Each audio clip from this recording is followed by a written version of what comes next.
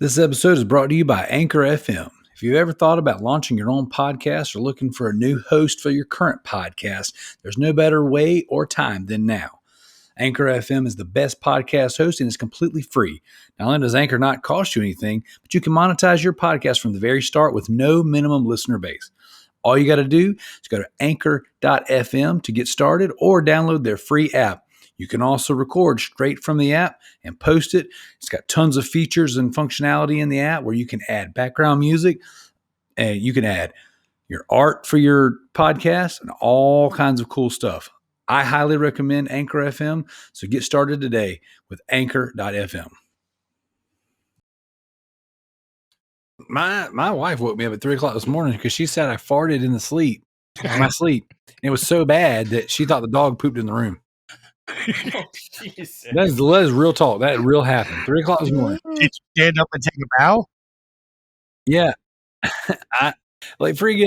She woke me up. She was like, babe, the dog pooped in the floor. So I get up and I'm looking for it. I'm like, there's no poop anywhere. There's no poop. She's like, oh, it's just you. It's like, oh, there's no poop on the floor, but it's in my trousers. Wow. Yeah, old stink nugget just rolled down my boxer shorts. Jesus. Stink nugget.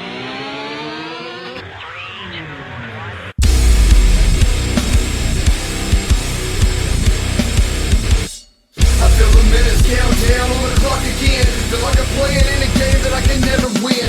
Time is running out, I know I gotta make a choice. So many whispers in my ear that I can't hear my voice. Tell me, will it end the situation that I'm in? Or am I bound to sit alone, drowning in my sins? Get right or get left, what will it be? Time is running out, the blood is flowing down the streets. People need to know we're living in a war zone. What's up, everybody? Welcome to the Loot Bros podcast. I'm your host, ResidentDarrell, and this week we got Joe. Yo. We used to call him No Show Joe, but now he's here. I have returned. You missed one episode, bro, and you got branded No Show Joe. It's okay. At least I'm not Frosty Krabs. Yeah, that would be Kalai. She's not with us tonight, but we got TByrd. Yo. All right. It got real loud behind me. Like I was announcing your name and everyone downstairs is going, the crowd's going wild. It's freaking TByrd. And then you're like, yo, what up? Yeah. Then we got ZJ Zack. Hi. There you go. Glad you're here. Brand new list in hand, ready to go, ready to let the listeners know what you're going to commit to playing. I'm excited. That was me lighting it on fire. You're burning your list up. Awesome. And then we have a very special guest, someone who has not been on the show in quite some time. But finally, he has returned to the greatest podcast this side of the Mason-Dixon. It is Proving Gamer's very own Trickymic. What's up, brother?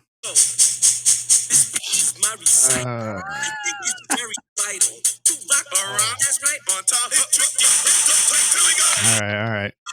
Entrance music. All right. Yes. Yes, let's play.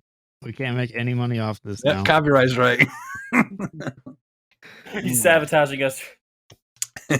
He's like, gotta hold you down. Right, gotta hold it down. What's up, Tricky? How you doing? Dude, I'm really tired. It's been a long freaking day between Ida and the holiday coming up. It's been a long day at work. Awesome. Well, there's no better way to calm down than to come and hang out at the Loot Bros, drink you a little bit of whatever your favorite is, talk a little smack. You know, every now and again, you got to be on a good podcast. You know what I'm saying? Like you've been holding it down at Trophy Horse for so long. And it's like, you probably don't even know what it's like to be on a good show till tonight. Oh wait, is that supposed to be tonight? Because I'm on a good show every week. Yeah. I hear you talking that smack at the end of your show. You're like, hey, let me give a shout out to myself for being such a good inspiration to ResidentDarrell and teaching him how to host a podcast. I'm like, what kind of self-congratulatory bullcrap is that? Well, let's just face fact. Nobody would know who the hell you are if it wasn't for me. You know what it is your show was a sinking ship. Yeah, okay. And you're like scouring the internet, oh my gosh, where I need anything. Oh my goodness, ResidentDarrell is platinum Hannah Montana. Save me, ResidentDarrell, save me. story, huh? Still living off that story. It's a good story. What does that say? What is that old saying Babe Ruth used to say? Heroes get remembered, but legends never die. I don't think that was Babe Ruth. Pretty sure he did. Just follow your heart, kid, and never go wrong. Yep. Uh, Great movie. Great Right. movie. That's right, Sandlot. All right, here we go. Loot Bros podcast. We toast it up. We toast it up. We're about to do the thing. The Sultan of SWAT. The Colossus of Clout, The Colossus of Clout. baby Ruthie. This show is brought to you by PF Flyers, guaranteed to make you run faster and jump higher. Only if you're Benny the Jet Rodriguez. All right. Yeah, we're going to toast. This week, we're going to toast our Patreon producers, Veronica, Jared, My Name is Effing Mayo, and MZ Nitro. Hope I didn't miss anybody. Yeah. I was called out a few weeks ago for missing My Name is Effing Mayo, and then I go back and listen to the show after apologizing. I'm like, oh, man, I'm sorry I missed you. I'll give you a double shout out. And then I listen back. I'm like, mother freaker, I called you out first. So I'm taking your shout out back. No double shout outs. You're in the hole this week. You already shouted him out this week. I'm taking it back. I just said that. You can't. You should have just not done it. You take it back. Look, okay, you want me to turn the video on? I'm using my Uno reverse card right there. We can just edit it out. Any Or mention of the name. I can Hey, you use guys my... actually edited the show? I thought you just do it raw. No, this ain't Trophy Horse. Ooh. Oh God! Your favorite.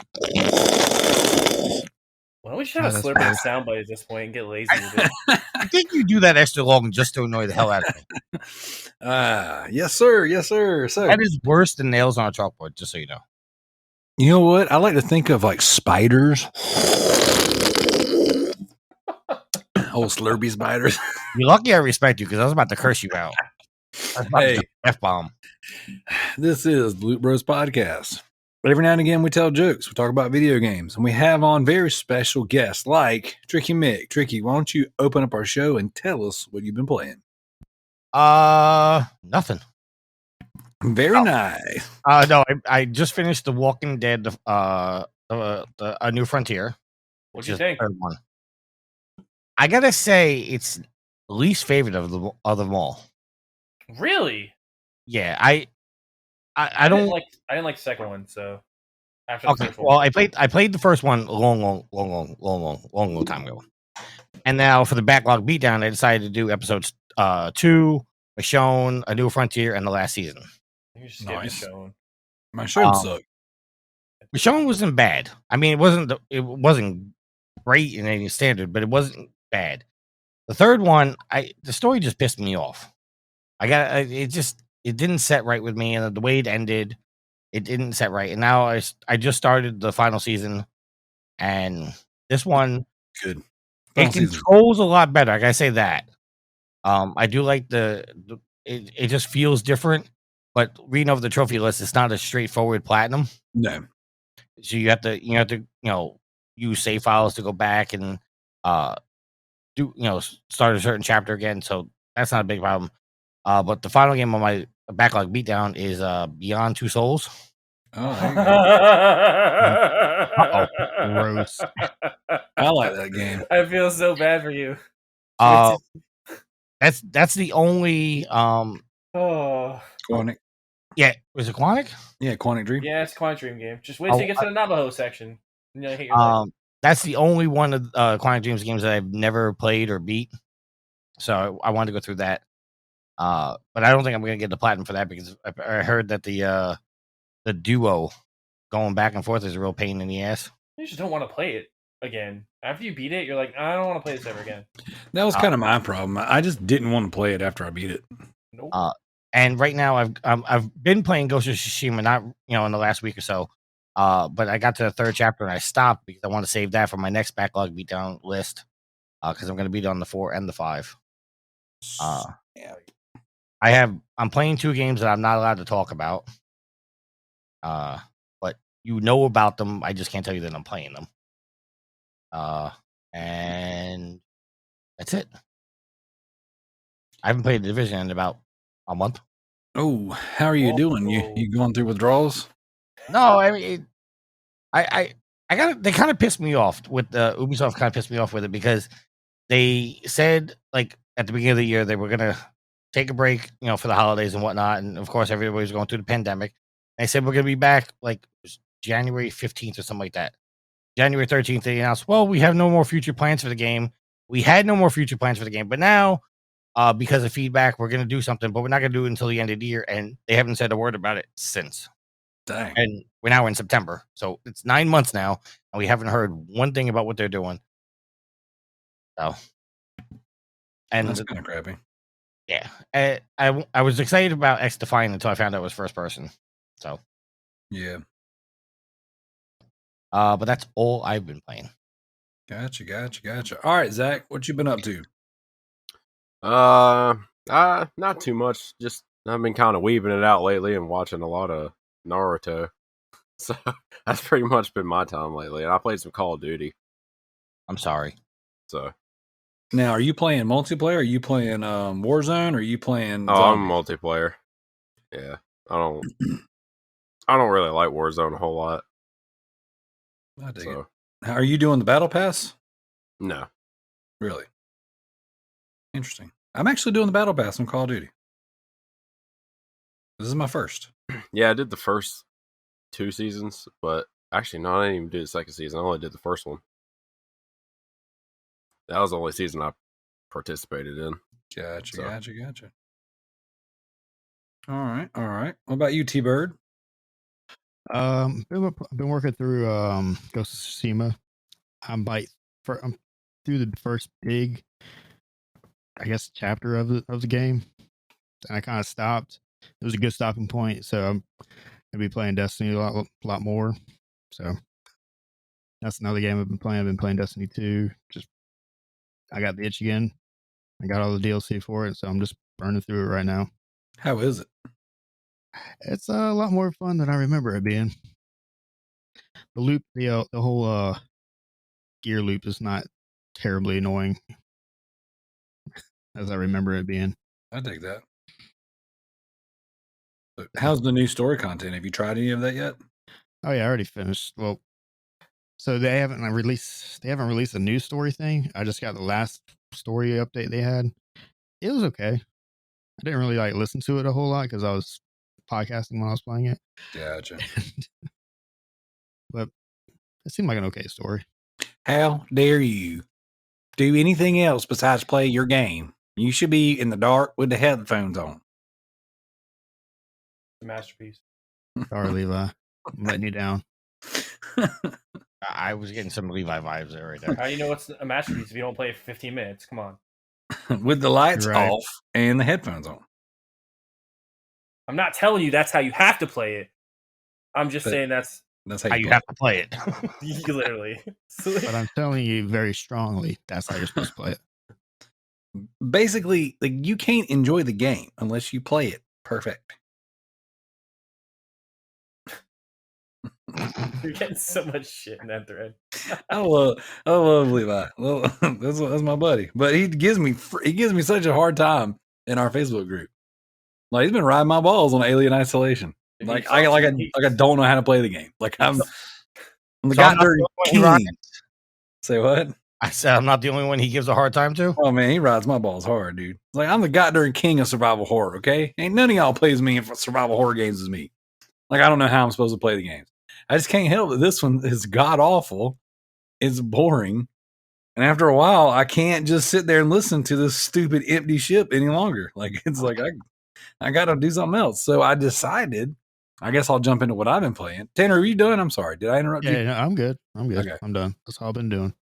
Since Mr. Levi thinks he can come on my podcast group and ride my balls in all the comment threads and then start comment threads specifically targeting me, I'm playing Alien Isolation. Okay. One of our Patreon producers thought it was a good idea to pledge at the highest tier and put me through this agonizing game. So here I am, 15 hours into it at least, and I've played it every way possible. I have played it with headphones on, in the light, in the dark. I prefer to play my games in the dark. I actually set up light strips around my area that I'm playing and turn it to the color that best suits the game for optimal gaming experiences. But here I am playing the game with headphones on, and it is a slog, right? The game is slow. It's boring. The alien, after my first several encounters with him, I'm like, he's cheap. He's freaking cheap. Like he knows where you're at all the time. Well, then I've kind of figured out how to best him. I've kind of figured out the patterns. Like, if I want to do X, Y, or Z, I'll just do this thing. I'll craft this item. I'll throw, like a flash grenade. That seems to be the best thing, the flashbang. And he will, no matter where he's at in the ship, he will go to wherever you throw your flashbang. So if I need to move to a certain area and I don't know where he's at, I'll just throw a flashbang into the area I'm not going to be, rile him up, and then I'll dart. All right, these stupid androids that are the game is littered with androids. It did, like, the worst part of Gears of War 4 was like the stupid androids. This game is like, oh, we're going to do that too because you want to fight androids. No, that's stupid. You're hiding from humans, which you can kill them, and that's actually pretty enjoyable. You're hiding from the alien, and then once you unlock the flamethrower, you can kind of like, this is what I do, right? So I'll throw the flashbang down. I give him a run to it. I'll sneak up behind him with a flamethrower. I'll burn him up. Then I got 30 seconds to a minute where I know he's not going to bother me. So then I can go do whatever I need to do. Sometimes that makes noise. Sometimes I got to shoot out some cameras and things like that. Like, but like these little sequences that are actually interactable and enjoyable are like sometimes 45 minutes apart. Like it's so boring. The game is terrible. So then my son, I'm in like chapter 10 or something like that, 10 or 11. My son comes upstairs. He's like, "What are you doing, Dad?" I'm like, "I'm playing this game and it sucks." So I take my headphones off that I've been wearing for literally hours, and I turn on my surround sound system. And we're sitting in the dark, and I'm like, all right, here's what we're going to do. We're going to pass the controller when you beat a mission, which will take hours, or when you die. And so he's sitting here watching the game. We're both hanging out, got the surround sound on, and it's, we're trying to enjoy it the best we can. Then from like 10 to 13, those chapters were pretty good. Then it takes a nosedive, gets super boring again, super slow. At one point in time, another day I'm playing the game, I turn on Aliens 2 because that movie is way better than this game. And I'm, rocking the headphones, listening to the game, and I've got my laptop in front of me and it's just got the movie on. And it just looks cool. I'm just sitting there watching it. But the game is boring. So I'm working my way through it and I do not recommend it. It is not a good game. Whenever I'm done, I will do my review episode on it. And I might even bring old Levi on. Who knows? But been playing some Senran Kagura Festival. What am I playing? Festival of Titties? Yeah. I love anime titties. Basically. I gotta be honest, guys. It's a pretty freaking good game. Like, they are pretty enjoyable games. It's a really good game. Wise, yeah. It has no business being as good as it is. Now, like I said on the previous episodes, there are ways to turn down some of the anime fan service because it's just dumb. It's very dumb. But the story sucks. Like, the story is stupid. It's nonsensical, and it's very, very skippable. I started off trying to figure out what was going on. Realized real quickly this ain't for me. So right now I got some old lady who keeps popping in and out of my arenas and I'm fighting her and she disappears and dashes. I'm like, I don't know, 15 or so levels or episodes or matches. No, I'm more than that. Maybe 20 deep. I don't know. It's a relatively long game, but it's essentially little arena battles. You go in there, you got all these lady ninjas you got to fight, and then you get like a couple bosses you have to fight. The combat is really good. Each character feels really different, has different crazy special moves, but then, like, I don't know, they change up each character just a little bit, or they've just got 5 million characters. I'm not really sure, but each level is different, and it's fun. I'm having a blast playing it, and I'm playing it on my Vita. I'm playing it, on my breaks and stuff at work. I'm actually just kind of chipping away at it right now during the show, and it's very enjoyable. And from what I hear, once I platinum this version, if I platinum this version, you can load up the PS4 version and auto pop the trophies. Might just do that. I don't know. Might chump them.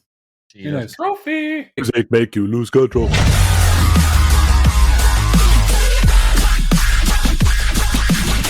Oh, wow. So that's not cheating. That's built- cheating. It's not cheating. It is chumping, and that is very acceptable. No, that's cheating. No, Yeah. we accept jumping on this show. We cheat. We cheat. We cheat. chump. Yeah.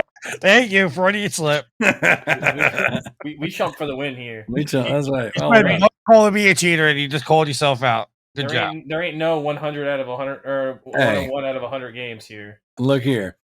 I know for a fact. I've watched you play games. I've known you long enough, Tricky. You ain't beating them games. Come on now. Come on. Listen, I'll be 100% honest. If it was not for the save states on those classics, I definitely wouldn't have beaten them. But thank God for those save states. By Hey, save those- states, he means downloading other people's saves. You can't do that on a classic. Actually, you can, but You can, especially if it's modded. I honestly did not know you can. yeah, you can. Yeah, you can. But either way, I've been playing with MZ Nitro, one of our patrons and community members. Well, him and my son and I have been playing a crap ton of Call of Duty Cold War Zombies. And as I said before, I jumped into the Battle Pass. Being that I'm putting in several hours of this game, I was like, you know what? I'll just go ahead and do the Battle Pass thing. The skins and the guns and stuff, it's pretty cool. It's pretty dope, man. This game is awesome. We got up early this morning and played for a couple hours. Then I took the kids to karate. Had like some special event stuff yesterday, today. Knocked that stuff out, and then came home. And then we got back online with MZ and played more Call of Duty until I had to cook dinner and clean up the house before the wife got home. It was fun, man. Been having a blast. So shout out to MZ for tolerating me and my son and some COD. And we were doing some of the Easter egg stuff, and it is insane to me how intricate, how deep, how many layers there are to Call of Duty Zombies. It's incredible. It really is. So outside of that, the only other thing I played, and it'll be a +1 on the old backlog beatdown, is I beat the campaign for WWE 2K20. It was pretty good. It was pretty good. The game's got some bugs. It's still got some glitches. The game still don't quite do right. I don't like the way they changed the control system on this version, but at its core, it's still a really fun wrestling game, and the story mode was pretty good. You start off as two rookies, work your way through the indies into NXT, and then the story's told from the Hall of Fame podium. So you're like, this is basically a highlights of our career, and it was pretty good. And you create a male and a female wrestler, and you kind of work through all of the different opportunities and obstacles they have. And at the end, they come together. It's pretty good. What's up? At least they tried something with this story mode. Like, at They least did. they tried to do something. It wasn't just like, oh, well, here's like, you just go through NXT, you just do a career mode, it's over. Like, they actually tried to do like a Tony Hawk Underground like kind of story with it. Yeah. I thought it was pretty dope, and I felt like the fact that it was so like buggy and like stuff happened that shouldn't have happened all over the place, and the main villain was just so hateable. I was like, I just want to Yes, punch she this was. chick in the face. And her face was just terrible. Oh Like, my her god! face What's was her name? jank. Like Lauren Van Braun or Something Braun? Van Braun or whatever. Yeah, Yeah. Von Braun. Yeah. It was I will say the facial like capturing of this game is awful. It's booty. It's really bad. Like Ronda Dana Rousey looks terrible. See Dana Brooks? No, I have not seen her. It's pretty bad. Oh man, Have you seen her in real life? I mean, Yeah. yeah. she's pretty hot. Shit. But yeah, dude, it's the facial capture is pretty booty in this game. It's pretty terrible. But other than that, man, the game itself is actually pretty enjoyable. Once you get over the control change, the for no reason, I don't know why these freaking companies or game makers that are like, oh, we'll reinvent the wheel. No one wants to do that. I've never met anybody who said, oh, I just love that they changed the controller scheme that I was used to from the past 5 years. But that's never happened because they change them every year. Stupid. But yeah, that's me. That'd be a +1 on the old backlog beatdown. Like I said, working on Senran Kagura. This is probably going to take forever. I probably won't be knocking out too many more points this year because Alien Isolation and Senran Kagura. Punishments. So, anybody got anything else they want to add? Nope. Nope. Sweet. All right. Well, before we get into the leaderboards, I like how I didn't even go, but all right. I just asked. See, No, I you got just so in skip the me, weeds. bro. You just skip me. It's okay. Anybody else? Anybody at all? Yeah, it's okay. Nobody? Because literally, you were like, Nothing? "Oh, no show Joe. I guess he's not here again." No, this week." I don't hear So- anybody out there who has any games that they play that wants to talk. Speak now, forever hold your peace. Nope. What I was going to say is before we get into the leaderboards and the backlog beatdown, Joe, would you tell us what you've been playing? Nice save. All right, let's start off with I played Ghost Runner for PS4. It was That's on PS Now, isn't it? yeah, it's a PS Now game. So basically, it's kind of like not an endless runner. It's a runner game basically where like you go and kill enemies and you have like one like hit and then you die. It's a pretty great game. Like honestly, like it's pretty dope. It's hard, it's challenging, and I think this is a Tanner ass game because it's like you can kind of like it takes skill to play this. You can't just I'm like out. yeah, exactly. I'm out. So I liked it a lot. It's kind of reminds me of like Bit Trip Runner or a game like that, but it's more in the vein of like Super Hot. Have you played Super Hot, Darrell? Yes. Where like you only get one hit, you die. It's like that, but the graphics are beautiful and it's all samurai and ninjas. It's pretty dope. And you can do like this air, so you can like jump in the air and stop time and like air dodge out of the way of bullets and then like come down and slice somebody in half. It's pretty dope. I wish it was a little more gory. That'd be cool. But yeah, it's pretty cool. You should check it out if you have PlayStation Now. Like I said, it's on PlayStation Now. Moving on, I played Marvel's Avengers for PS5 and I beat it. It's a good game. I really like it. I really like the story mode. I really, really do. I wish that they would just keep adding to that, but in adding to that, not be cheap asses and not add trophies when they add story stuff. Like they're just like, oh, we're not gonna add any more trophies. No, we're good. Turds. No one cares about those anymore, apparently. Except for me. Except all the people buying $5 games to get trophies. Basically everybody. Yeah, basically the world, you know. So yeah, I beat Marvel's Avengers again. I liked it. I really liked it the second time. I actually skipped a lot of the cutscenes this time because I was like, I'm just gonna beat it. But I actually think I want to like play this. Like, I want to play this game multiplayer, and I can't believe I'm saying that out loud. Let's do it. Multiplayer game. But I want to do the Black Panther expansion they just released. You can. So if you do the first mission, right, you have to do the first mission to unlock T'Challa, and then once you do that, we can play it all together. Sweet. But I want to platinum that. I actually want to platinum that game. I want to, and so does Spider Packs, but that's a grind. Oh, squat up. Well, they made it a grind now. Before it was very easy. It was easy to level your guys up and easy to get your gear up. Now they made it a slog. They changed all the ways everything levels up now. And the worst part about that game is the gear system because it doesn't actually change your character's looks. Yeah. And you spend so much time in the menus because you'll be fighting and then all of a sudden it's like, oh wow, I'm not doing any damage. Let me see if I have new gear. And I kind of just wish they would put Ultimate Alliance on PS5. Basically. Like Ultimate Alliance 3, because there's just so much to do in that game, but I don't ever want to like pick up my Switch to play it. No. I beat that on the Switch and I didn't beat it yet. That's not the best way to play. I'm gonna put it in my list, but I heard like the end game is so much more fun than actually playing the actual story mode. So I bought the DLC with the Punisher and Blade and all that stuff, and the Switch is not where I want to play that game. I want to play it with a good controller without the drift and play it on my big TV. And I don't like how you buy this $20 DLC and then those characters are not accessible in the main game. Yeah, they're you kind of just use them for like the dimensions and stuff like that. You can only use them there. But it's sick. That DLC is sick. Like they added a lot of really cool characters. It was very worth the DLC. Like I thought they added a lot to that game. They kept it moving and running. So, but yeah, if you guys want to check out Avengers on PS5, it's only like $20 at Best Buy right now, and most places it's really cheap. I think it's worth picking up.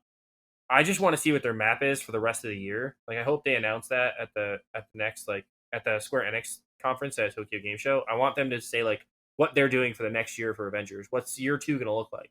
I heard the next year they're going to be releasing a Spider-Man. Well, no, Spider-Man's coming. Come on, he's coming December 17th. Let's not kid ourselves. He's coming the day the movie comes out. When the movie comes out, yeah. That's always been their game plan. I don't know why they didn't say that from the jump, but that's always been their game plan because they were going to release him day and date with the movie.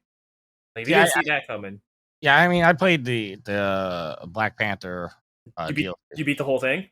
Yeah, that end boss was incredibly hard. I didn't do it yet, so don't spoil. But yeah, I'm definitely gonna probably get it cracking with Darrell and his son. We're probably gonna do it. Listen, if you guys are doing it, you're gonna need help because I did it solo, and I'm not exaggerating. It took me like 25 tries to beat it. All right, well, you know we can squad up. We can squad up and T'Challa up and be like 4 Black Panthers and just beat it. Because you can do that now. You can everybody can pick the same character now, which I think is the coolest thing that they changed in that. Because everyone was complaining. And I think they really did it because they know once Spider-Man comes out, nobody's going to want to play as anybody but Spider-Man. How deep have you gotten into it? Into the T'Challa DLC? Well, the new update to the game. I haven't touched it. I mean, the updates, you mean like the new leveling and how they changed like the interface and all that stuff, or the Black Panther stuff? Oh no, just the overall UI upgrades, like I think they did a really good job, like fixing a lot of the issues that the UI had, and I think they made it easier to like understand how to like level things up and do things. Like I do think one of the coolest features that they ever had in the game, even from the jump, was the auto leveling your gear, or like always like being able to like hold down L2 and select the best gear that you have, so you don't have to actually like look and think about things. You can just keep playing the game.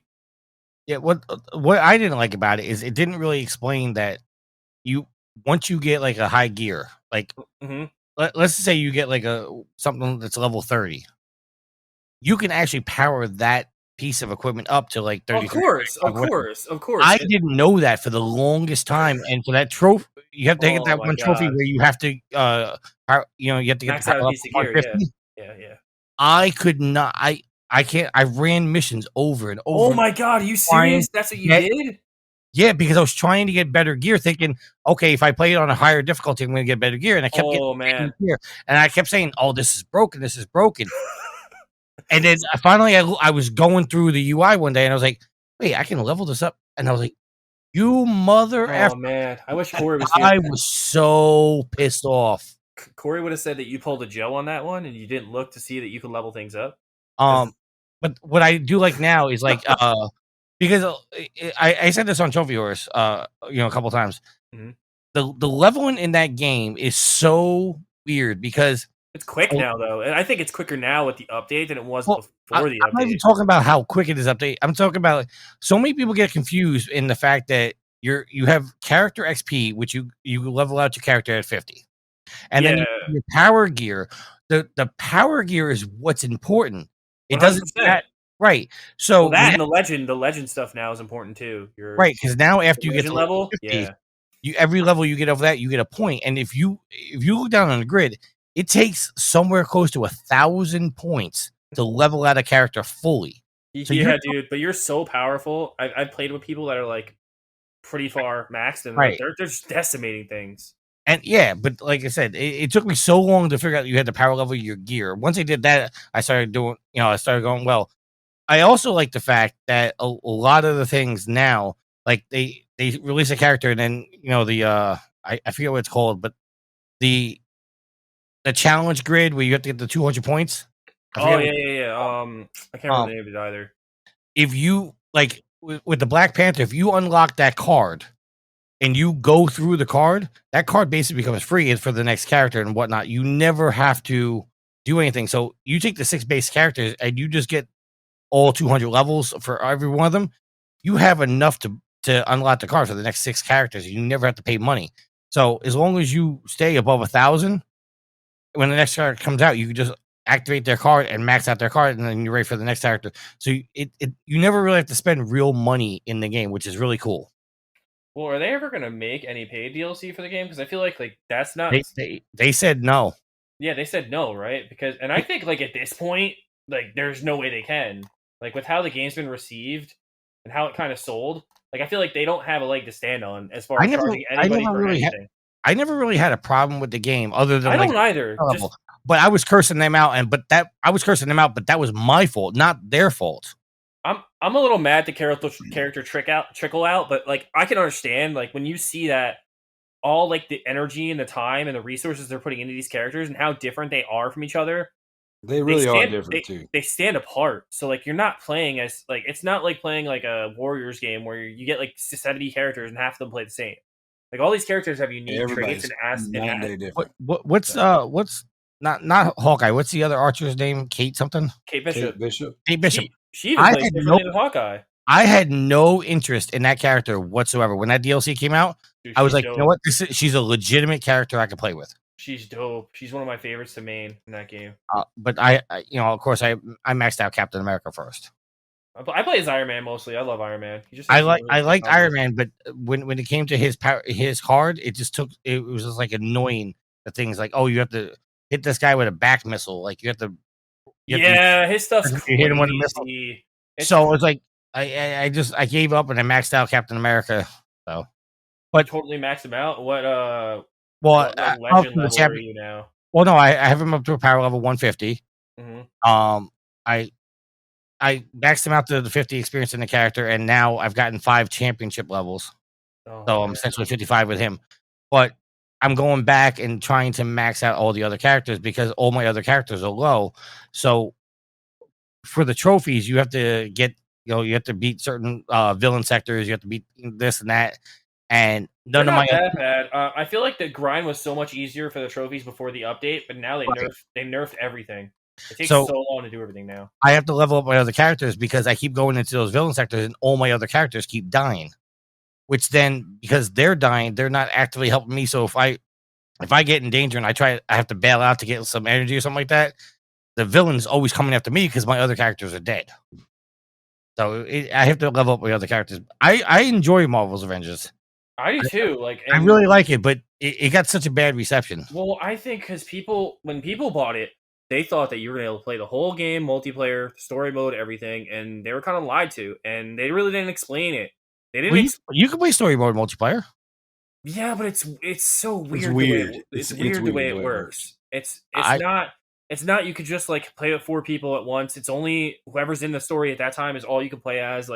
It's just very misleading. It's very misleading to what they kind of build it as. So you're saying if you're going through the story right now, I couldn't join you as Black Panther? No, you can't even play as Black Panther in the story. He doesn't exist at all. He doesn't exist. I didn't know that. Yeah, Pax and I tried to do that, and it was just we could do side missions together, but we couldn't do main story missions because I was farther than him. Okay. Yeah, so the person has to play the mission before you, I think. Yeah, it's so whack the way it works. You have to invite somebody into your game. It's a pain in the ass. Anyway, moving on to what I've been playing. Oh, sorry. No.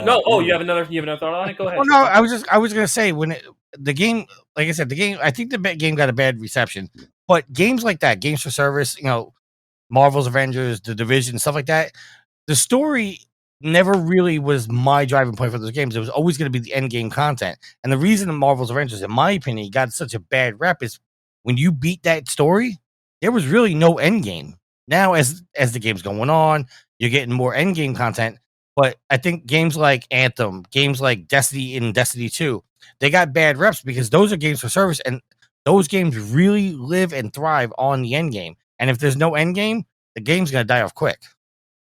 I guess. I mean, yeah, you kind of have to keep feeding that audience, and you have to keep people playing your game. If you don't, they're going to move on. I mean, look at Last Remnant, or Remnant from the Ashes. Look at what else? There was another one.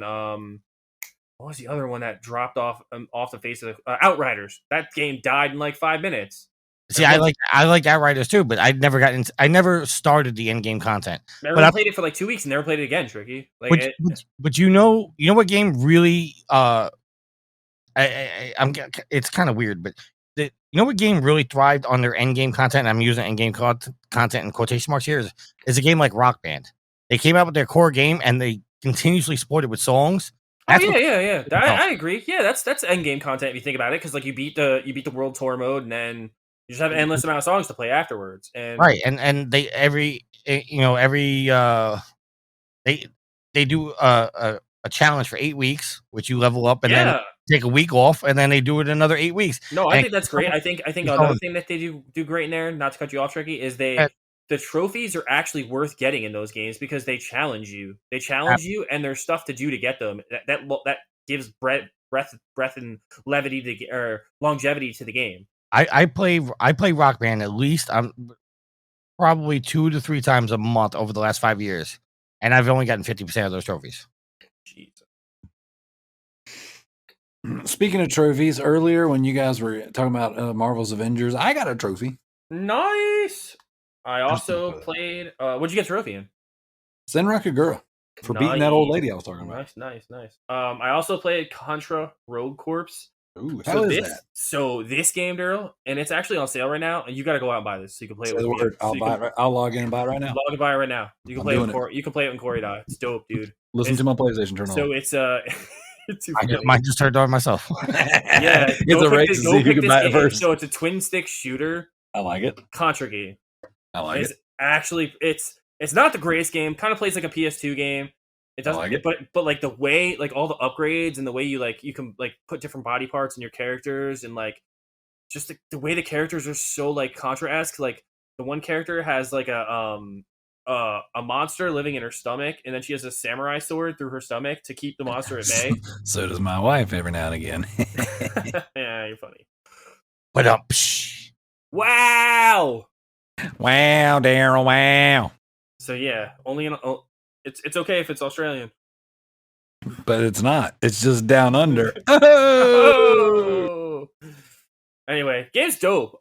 Corey and I played 1 level multiplayer, and then we stopped because we're like, "Oh crap, this game's not on my list," and we'll beat it in like 5 seconds. So let's not do that right now. He's like, "Well, you can beat it up to the last level and just stop." I was like, "I don't want to stack more games." So you have that problem too. Like, that's why I stopped playing Ghost of Tsushima and Control. It's like, well, you just gotta stack it till the end, Tricky. You just wait, just save it right before the last boss, and then stop. That's okay.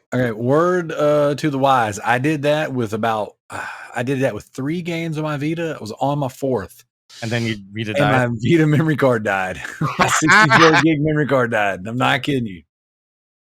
I was getting ready to drop a whole. My plan was I was going to drop a whole list because I've been so behind, and my freaking card died. Anyways, okay, that's what I did at the beginning of the year, and then we didn't start the contest till like 2 weeks later, and I had to eat 14 points that I would have had. I was trying to chump myself into the lead like super far to begin, and I think that's lead over me, killer. It's okay. I think JT is got some some stacking planned right now. Doing something. Oh yeah. He's letting everybody get comfortable. But yeah, I played Contra Rogue Corps. It's pretty dope. I played Kingdom Hearts 3. This is a really bad Kingdom Hearts game. Like the worlds are really cool, but it's like Metal Gear Solid meets Kingdom Hearts, where the cutscenes are like so effing long that I just don't want to play the game anymore. They're just so long. It's like you beat a level and there's like a 15-minute cutscene, and I'm like, why are these 15 minutes every time I beat a world? It's like you couldn't like intersperse these things in between like gameplay. It's just like it's like watching eggs fry in a frying pan in Metal Gear Solid 4. Like, Contra's not on sale anymore. It's like, oh, it got moved off? Rogue Corps? Yeah. $40 is out of my price point. Oh man. Maybe next time. That's booty sauce. Yeah, but I beat the first I beat half of the game. I think I'm on Arendelle right now, so it's not that long. This Kingdom Hearts, only 30 hours. I think the last 2 are longer. Maybe they're about the same length. They're not long games in general, but I'm digging it as far as like the combat system goes, because I feel like a lot of the stylization and a lot of the combat system and the mechanics of this game and the engine is what they used to make Final Fantasy Remake. The same team. This is the team that worked on Final Fantasy Remake. The last game they did before Remake was Kingdom Hearts. So that's why they delayed Remake Part 1. Because they had to finish Kingdom Hearts 3 first. And then they all moved on to that as soon as they were done with it. So it's interesting to see all the things that they tried in Kingdom Hearts 3 that they then made 10 times better in Final Fantasy Remake. So yeah. What else did I play? I played a little bit of Strange Brigade. Has anybody played Strange Brigade? I own it, still It- on the wrapper Yeah. since. It's dope, Daryl. Open it so we can play it together. It's all multiplayer. We can play it multiplayer. I need to do that. Yeah, it's interesting. So it's kind of plays out like it's like a band of misfits, and they're like the Strange Brigade, right? And it takes place in like 1940s, and it's kind of like playing Indiana Jones meets like Uncharted, Okay. Okay. but You it's got pretty me. dope. So it's like a third person like over the no, not over the shoulder, like you just run around and you run and gun and just kill things, and it's awesome. And there's waves and waves and waves of enemies. You find relics and you find gold. You upgrade your weapons in the middle levels. There's a horde mode. There's a lot of stuff to do in the game. The trophies are fun. I'm having a blast with it. I like it, and I paid like I think I paid like $6.99 for it at Best Buy. There we go. I got it on one of those clearances. Oh, I bought 2 more games on Best Buy, Daryl. I bought Lego Incredibles, the Yep. $8, and Shenmue 3 was $10. There you go. I hear Pick that those game's up. pretty incredible. Pick those up. I know Tricky beat Incredibles on PS4, right? I got the platinum. Platinum did, right? I got the Well, platinum. you're the Lego Platinum King. over Okay, there. Tricky, did you platinum or did you beat Lego Batman 3?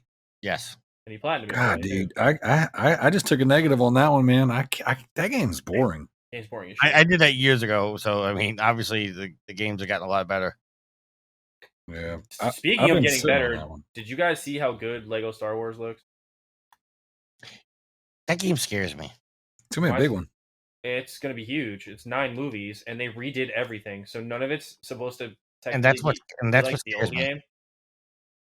I think they're gonna mess with the first 6 games, and it's gonna bring it down. I don't see. Okay, so if it uses some of the cool gimmicky stuff like they used in like Lego Hobbits and Lego the Movie 2 and Lego City Undercover, like if it uses a lot of those things that they've been adding to the games, and even Lego Star Wars Force Unleashed, which I think is one of the best Lego games. Did you like Force Unleashed? I loved it. I got the platinum. That game's so good. I was mad that they didn't make more Lego games for Star Wars.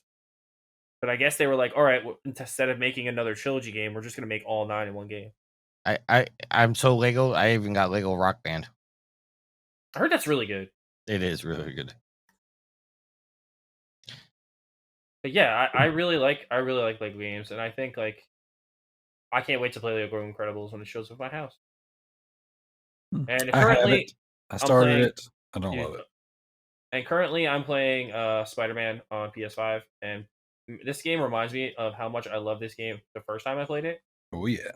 And this game's absolutely gorgeous on PS5. Absolutely, I can't wait to play Miles Morales on PS5. I have to tell you, when I was playing Spider-Man, normally like for the trophies and stuff, like getting the collectibles is so annoying and tedious.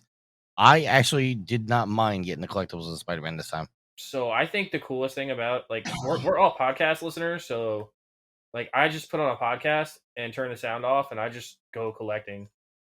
Joe, for that an ain't hour. the way you're supposed to play the game. You're Oh, supposed sorry, to I turn gotta the have light head- I off, gotta- put your I have headphones on.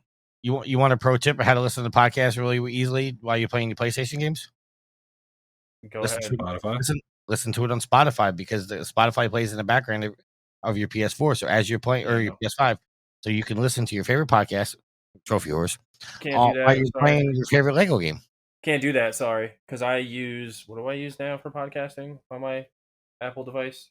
Because it ain't Apple Podcast because they screwed up the way that they do the podcast. I hate So I the way deleted it. Yeah. I It's still use it, but I hate it. Nope. I'll tell you which one to use, guys. Use Overcast. Absolutely amazing. It does exactly what the old iTunes Apple Podcast used to do, where it puts them all in order by date. So it's not feeds. It does the same thing that Apple used to do. So Yeah, Overcast, it's free. Yeah, at the Apple Podcast, once they introduce seasons and people want, we're gonna do seasons. No, Nope. you got 500 episodes. Listen to episode No. 1, go through.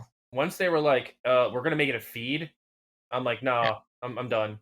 Because you just messed up my entire podcast listening world. Everything. All my shit's in order. I'll listen to an episode. It's like, oh, I discovered a new podcast, so I'll go to the first one. Let's do the first one, then it auto plays the latest one. I'm like, that's 400 episodes later. I don't know what's happening. I just don't understand why they changed it. Not to go on a side tangent or anything, but like that was dumb. That was a dumb decision by Apple. Like a lot of people bitched and complained about it too. Because I like looked on a Reddit thread and I was like, man, people are tearing this new feature apart. Or this new interface. Anything apart. Apple does is just horrible. Well, I can't stand anybody has an Apple product. I love my Apple products, my phone, my computer. Absolutely. But now I use an actual computer, an actual laptop. So I don't use Apple anymore as far as computers go. But phones, I just like the ease of the iPhone. Yep. And I have an Android phone. You know what I call an iPhone? Baby's first smartphone.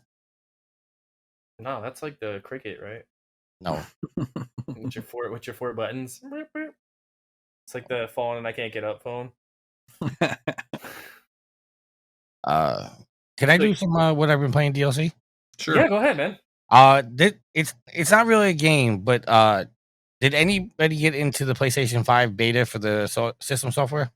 No, I didn't. Oh, did you? I did. How does the trophies look now that they changed the layout? So much freaking better. Yeah, it is so annoying that the way they released it. Now it's back to the PlayStation 4 way, where it's horizontal, no vertical. Vertical. It's a list now instead of the stupid cards that you can't see through. Before you can go into the main list, it was like you had to scroll all the way to the right to see what trophies. Now it's back to the PlayStation 4. It's all on the grid. It's so much better, and I've unlocked the expandable storage on my PS5, so I was able to get one of those really expensive M2 drives and put it in. No, I'm so sorry. No, well, I don't want to brag, but I got the expandable drive for free because I reached out to a product company, said, hey, I want to test it. But anyway, nice. I put it in, and it's the Western Digital. I don't remember the name. The black one, the MD black. Yeah, right. It's the one that has it looks like kind of like a grid. Anyway, loading games off of that. To me, maybe it's just maybe it's just me, but it seems like the games load faster off that expandable storage than the internal storage. It's interesting. That's contrary to everything that Sony says. Right. That no one can beat their hard drive. You mind me asking which one you got? The hard drive? Yeah. Give me 1 second. I gotta go with the microphone, but I gotta find the box. Hold on. Because if it's the Samsung one, it makes a lot of sense. They're like stupid fast. It is the Western Digital Black. Yep, you got a black. Things are. It's 2 terabytes Gen 4, and it's up to 7,000 microbytes a second. That's insane. That makes sense. That's only 2 terabytes, and you're happy. You're like, oh yeah, 2 terabytes.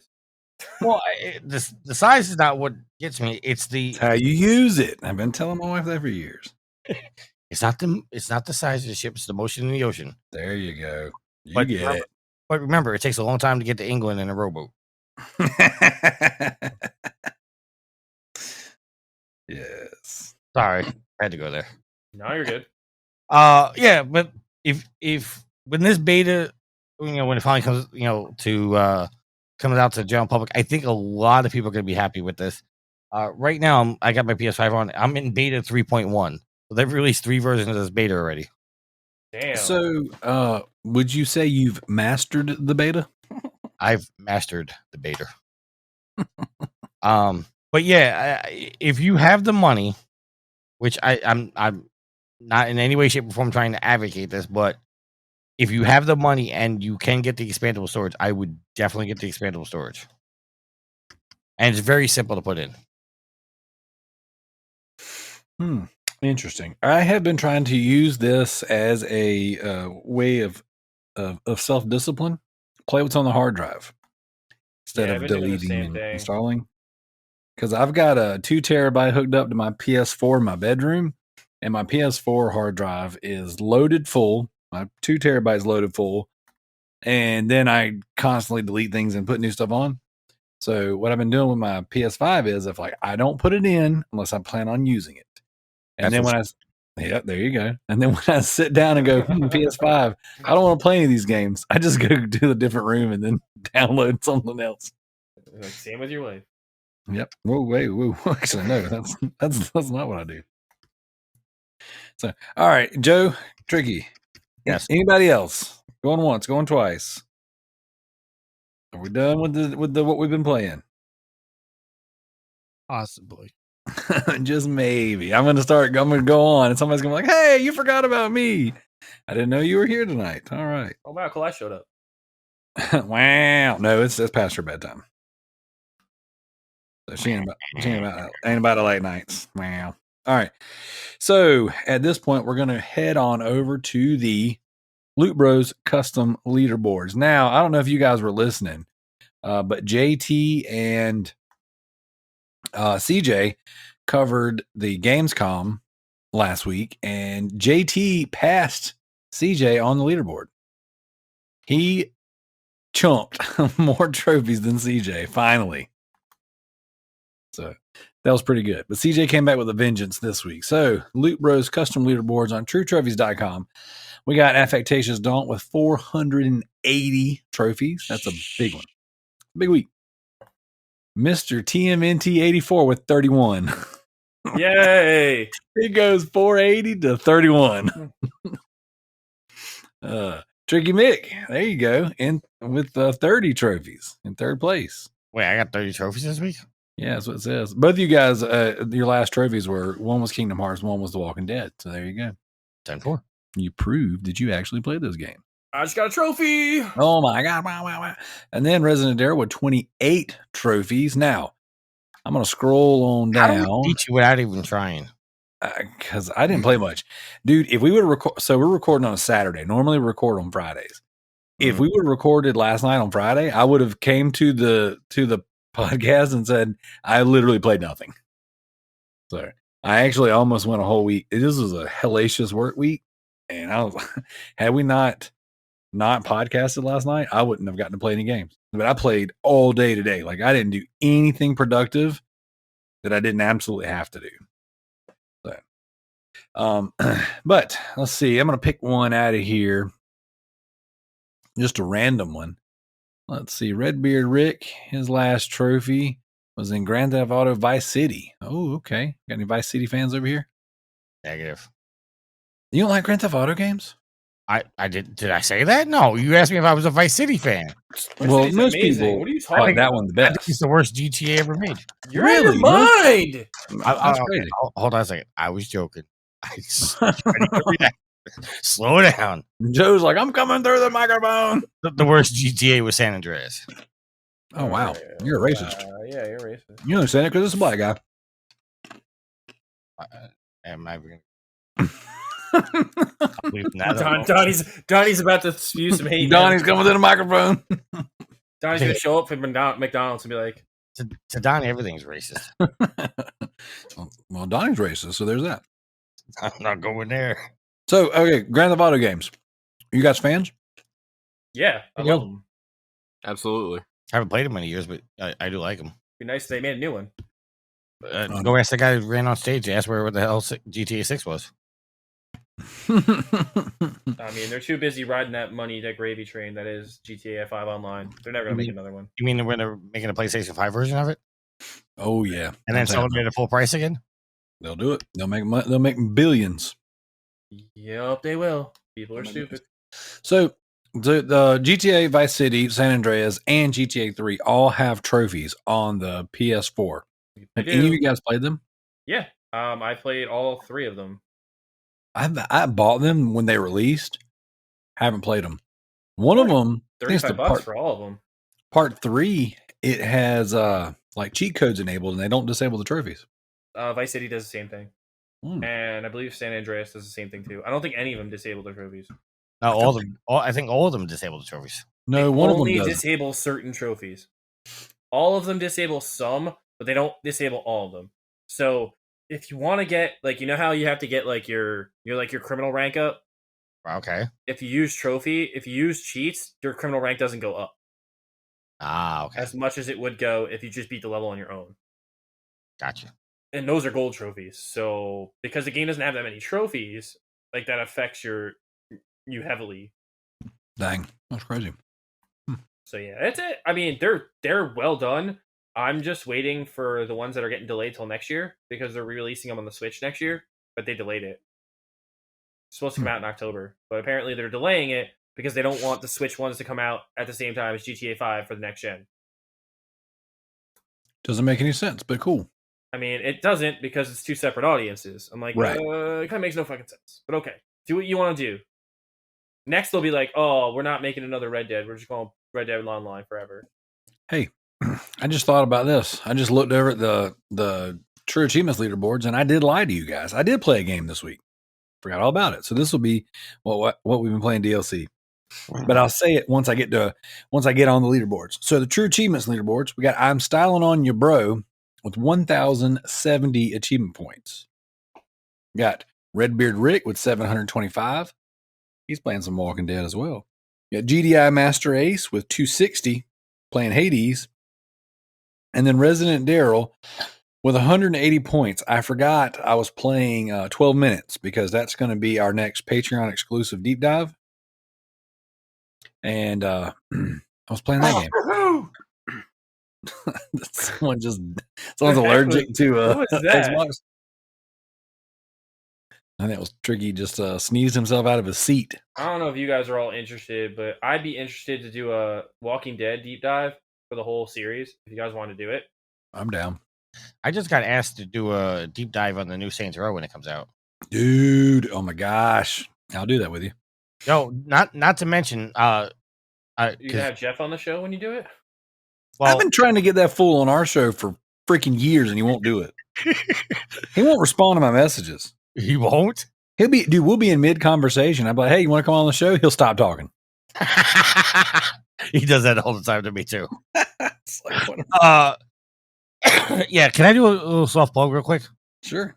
If you guys haven't, if you guys haven't heard it yet, the latest episode of Trophy Horse, I think it will be the latest one when this show comes out. When do you release your shows? Mondays. Yes. So the last Trophy Horse episode, which is episode 493, we had Jeff Hanna, who's the principal technical artist at Volition, who is the studio that makes the Saints Row games and the Red Faction games and stuff like that. Go listen to any show that he's ever been on for Trophy Wars. He is absolutely so intelligent when he explains things to you. He's absolutely funny when you give him, like, you ask him a question. I think Joe asked him a question about the game, and he gave some roundabout answer. It was so fucking funny. Oh, sorry. Dude, everybody he was giving random answers to. Everyone. Yeah, we have an Australian on the show. You can say whatever you want. Yeah, I'm trying not to curse because my show is. But it's a shameless plug. But go listen to Trophy Horse because when Jeff is on the show, is like one of the highest downloaded episodes we ever do because he is so good at what he does and talks about the games, and he's so when he gives an answer, like he doesn't give like a generalized answer. He goes into depth about the answer, and it's so like I find there are times when I was recording shows with him where I just stop talking to listen and just listen, and 10 minutes has passed and I forget what the hell I'm doing next because it's so good when he's on the show. Darrell, I will try to talk to him and make sure he gets on your show because he does the same thing to me. He's like, I'll be in mid conversation with him, and he'll come back 3 days later and goes, dude, I forgot to respond to you. I'm sorry. Yeah.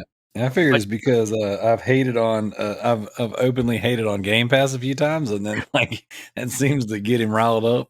Well, the running joke on our show is that he's got -1 trophy because one night he was making Saints Row 3, I think it was. He was doing something in the studio and he was bored, so he booted up a dev PS3 kit and he started playing Uncharted, and he was so aghast that he got a trophy that he formatted the system, so now he has -1 trophy. But yeah, go listen to those episodes. I will try to get him on the show.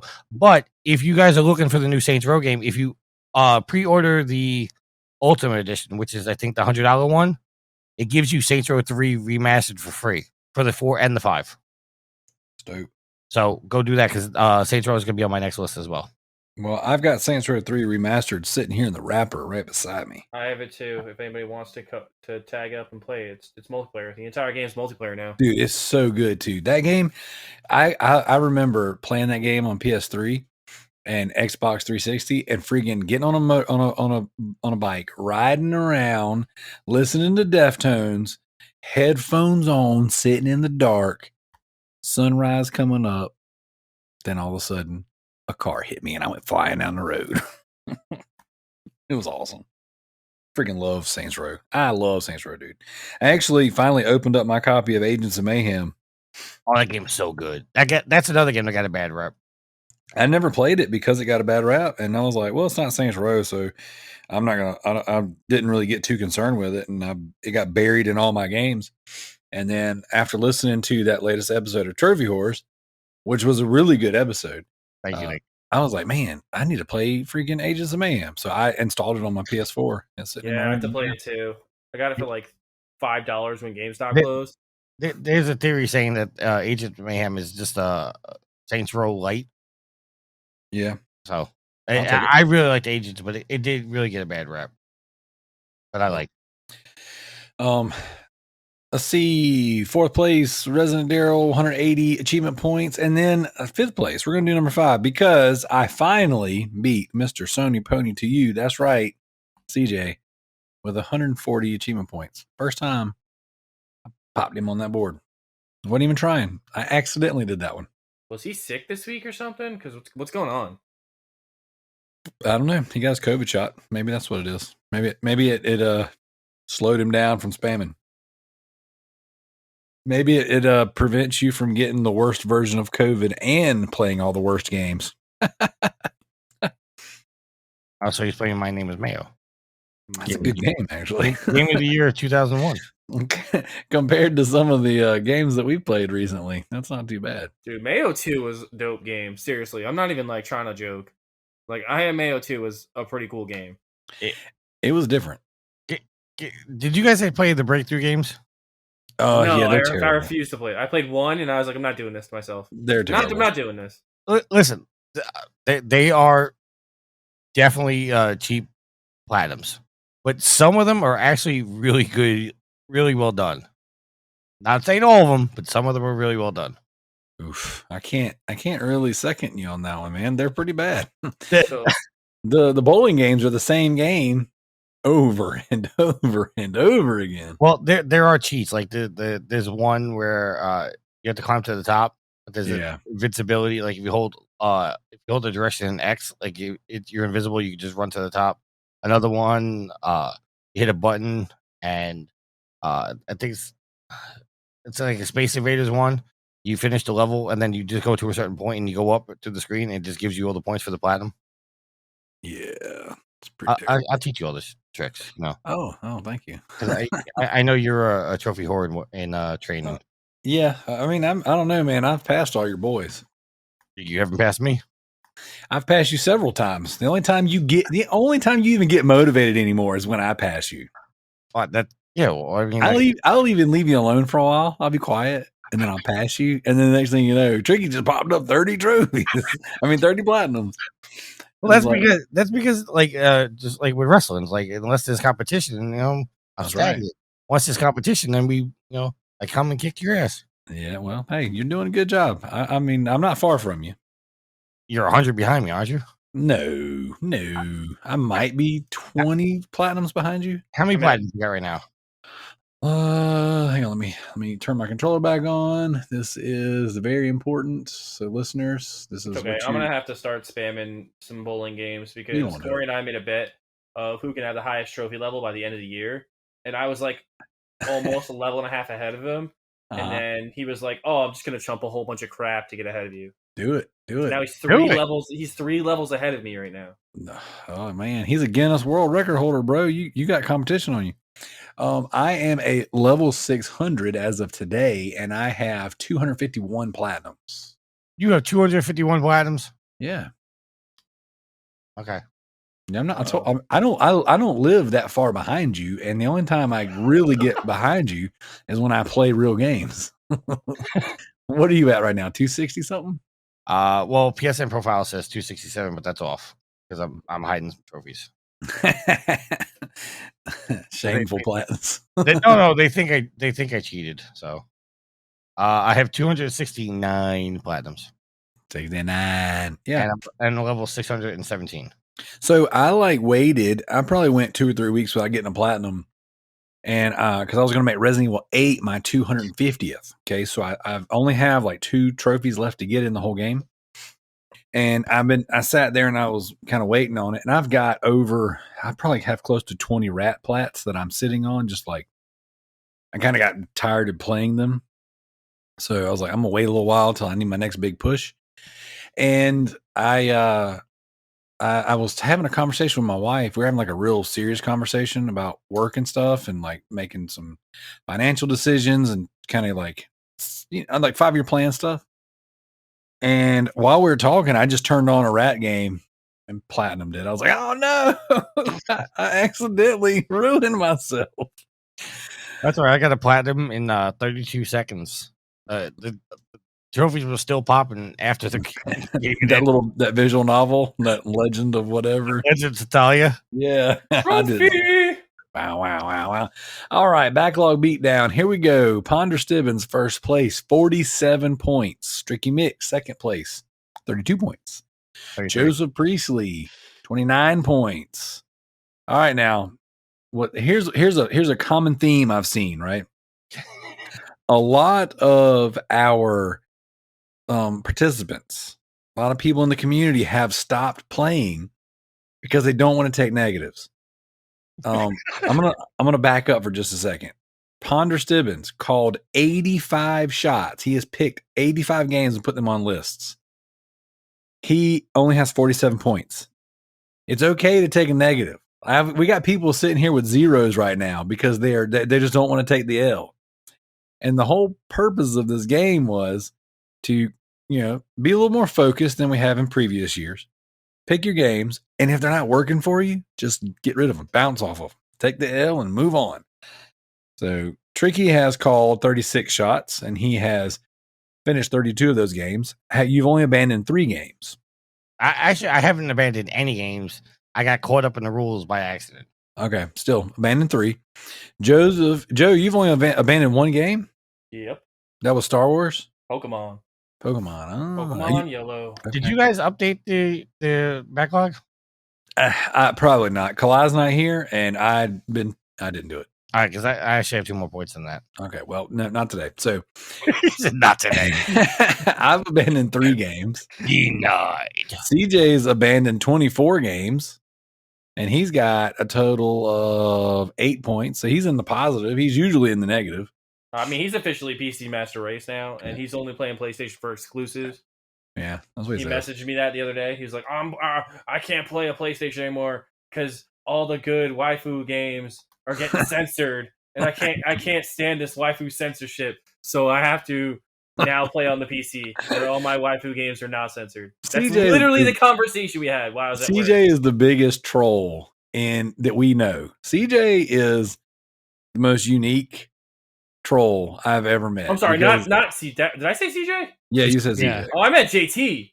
Oh, JT that makes more was like, sense. JT was, I'm sorry, CJ. No, JT was like, oh yeah, I'm done.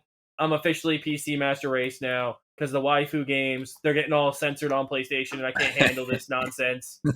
And I was like, dude, you gotta calm down with your censorship garbage. That's right. It's true though. I'm playing a game right now that's which I hate. I'm not complaining because I don't need to be playing, waifu games.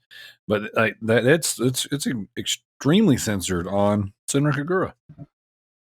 You don't like your walkie-talkie waifu game censored? No, I'm fine with it. The last thing I need is anime boobies flopping around on my screen when I'm trying to, live life, play games, get trophies. I feel like I don't even know you anymore.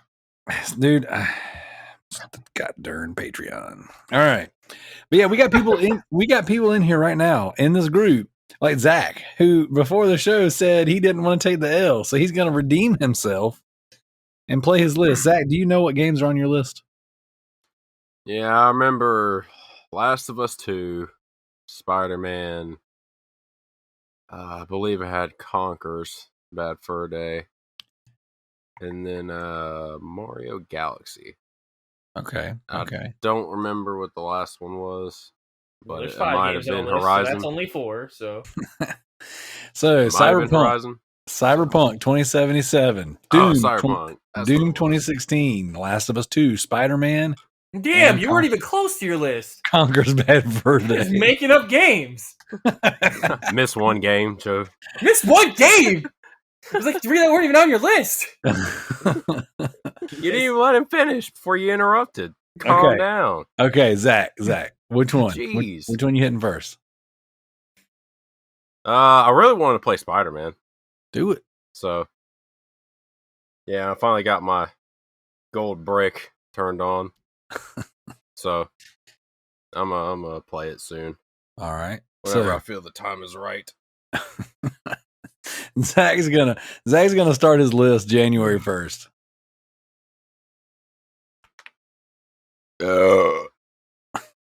Wow. What a good answer. All right. So that's the backlog beatdown. That is the Loot Bros leaderboards. TByrd, are you still awake? Yeah, I'm still awake. All right. You ready to do some community questions? No. Hey, I believe Tricky has a soundbite for us. Oh my god. Oh my god. I guess Tricky stepped away. Thank God.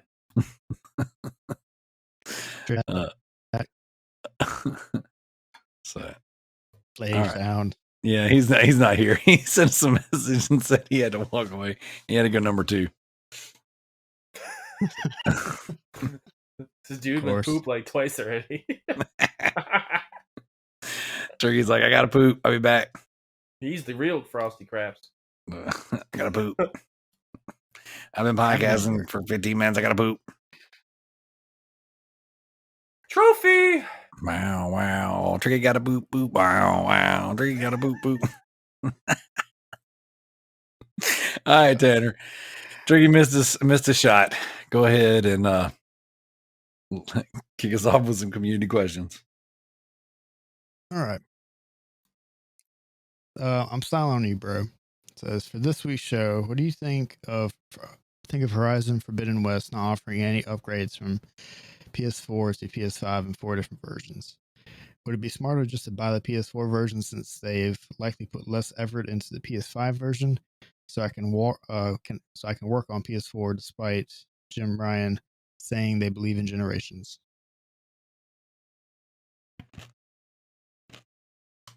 All right, I guess I'll go. Go ahead. All right, so my whole take on this thing is the reason that they're not giving you the upgrade or giving it for free is because the games are worlds apart, and they want you to pay for it. Like, they want you to pay for the haptic feedback and the adaptive triggers and whatever they're actually doing in this game. They're not going to give it away for free, and I think that's going to be their formula going forward. They're not giving their games away anymore. I don't think you're going to get free upgrades anymore for the main PlayStation Studio games going forward. I don't think you're going to get them. I think this is starting a trend. I think it really started with Ghost of Tsushima, and you're going to see it again with everything else that starts coming out from Sony first party. They're not going to be giving the free upgrade anymore. They're starting to want to have people move on. I don't know. I didn't look into it. So you cannot buy an upgrade for Horizon. Right. So there's not going to be a director's cut style of this game. Well, no, you can't go, hey, I bought the PS4 version because I want to get all the trophies, and then go, hey, I'll pay $10 more and get the PS5 version. That's not an option. That option doesn't exist. I'm assuming that's because they're releasing day and date the same versus these other games have been doing that. They're like, oh, this came out last year, so here's the updated version. I mean, so far, like, mostly everything that's come out day and date has had the PS4 to PS5 free version. And a lot of companies have been doing it at a loss because they've been like, all right, well, if you buy the PS4 version for $60, then you just get the other one for free instead of paying $70 for the PS5 version. Like, they even did it with like Immortals Phoenix Rising. The game's $70 on PS5, and I believe it's $60 on PS4. Game sucks. No, it actually doesn't. The game's good, girl. You just don't like good games. Dude, I don't like that game. I need to tell you how to play it, and you'll enjoy it. Yeah, I'll tell you how I played it. I put it in, played it for about an hour and a half. Said this game sucks. Put it back in the case. Took it back. I mean, That's one of the few games that I didn't like so much that it's no longer in my house. it's too funny. Now, Yeah, but it was also worth more money back then too. So, like, now I wouldn't do that. I just think it's setting up a bad precedent, though, especially with Xbox, like day and date and all that stuff, and their person first approach, their consumer first approach that Sony seems to continue to just like fall on their face with. Even Nintendo does better like customer relation than Sony does, and that's saying something because Nintendo just don't fucking care about nobody. They're like, oh, what, you want these games on Nintendo eShop as part of your thing? Oh, you want Earthbound and you want Mario and the 7 stars or whatever, Mario RPG and the seven swords or 7 stars. What the hell's the name of that game? Anyway, Mario RPG. No, you can't have it. But even they're like, all right, well, we're not going to censor our booby games, so they got something going for them. Sony's like, no boobies for you, and no Horizon upgrade for you. No Horizon upgrade. No free Aloy booby upgrade for you. No, it's not in your cards. It's not for you. No me gusta. It's definitely interesting because it's like they don't. And I'm not one of those people who thinks that like hating on Sony is a good thing right now. Like it's very, very fashionable to hate on Sony right now for things that are just kind of nitpicky and silly. Like hating John Cena. Yeah. Yeah. So I don't know. It's one of those things where it's like they've been on top for a while now. So everybody's like, oh my gosh, this freak Sony. There they are doing Sony stuff again. But it's like, if this is a problem for you, don't buy both versions. Just buy the one. Like, I don't know. I don't understand. Like, for me, I have a PS5, so I'll buy the PS5 version. If I didn't have a PS5, I would just buy the PS4 version. Like, I don't understand why it's like, well, I don't get the free upgrade. Well, you're buying it for the system you have. Granted, when you have a new system, like the fact that other games upgrade, I guess this is the way I look at it, right? It's like the fact that other games do upgrade and they do give you that version for free to me is a plus. It's a bonus. It's like a nice thing that you don't count on.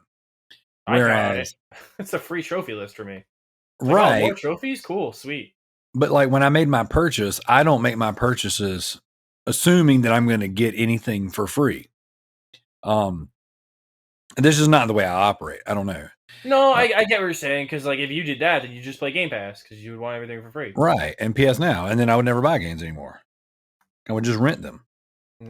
I don't know.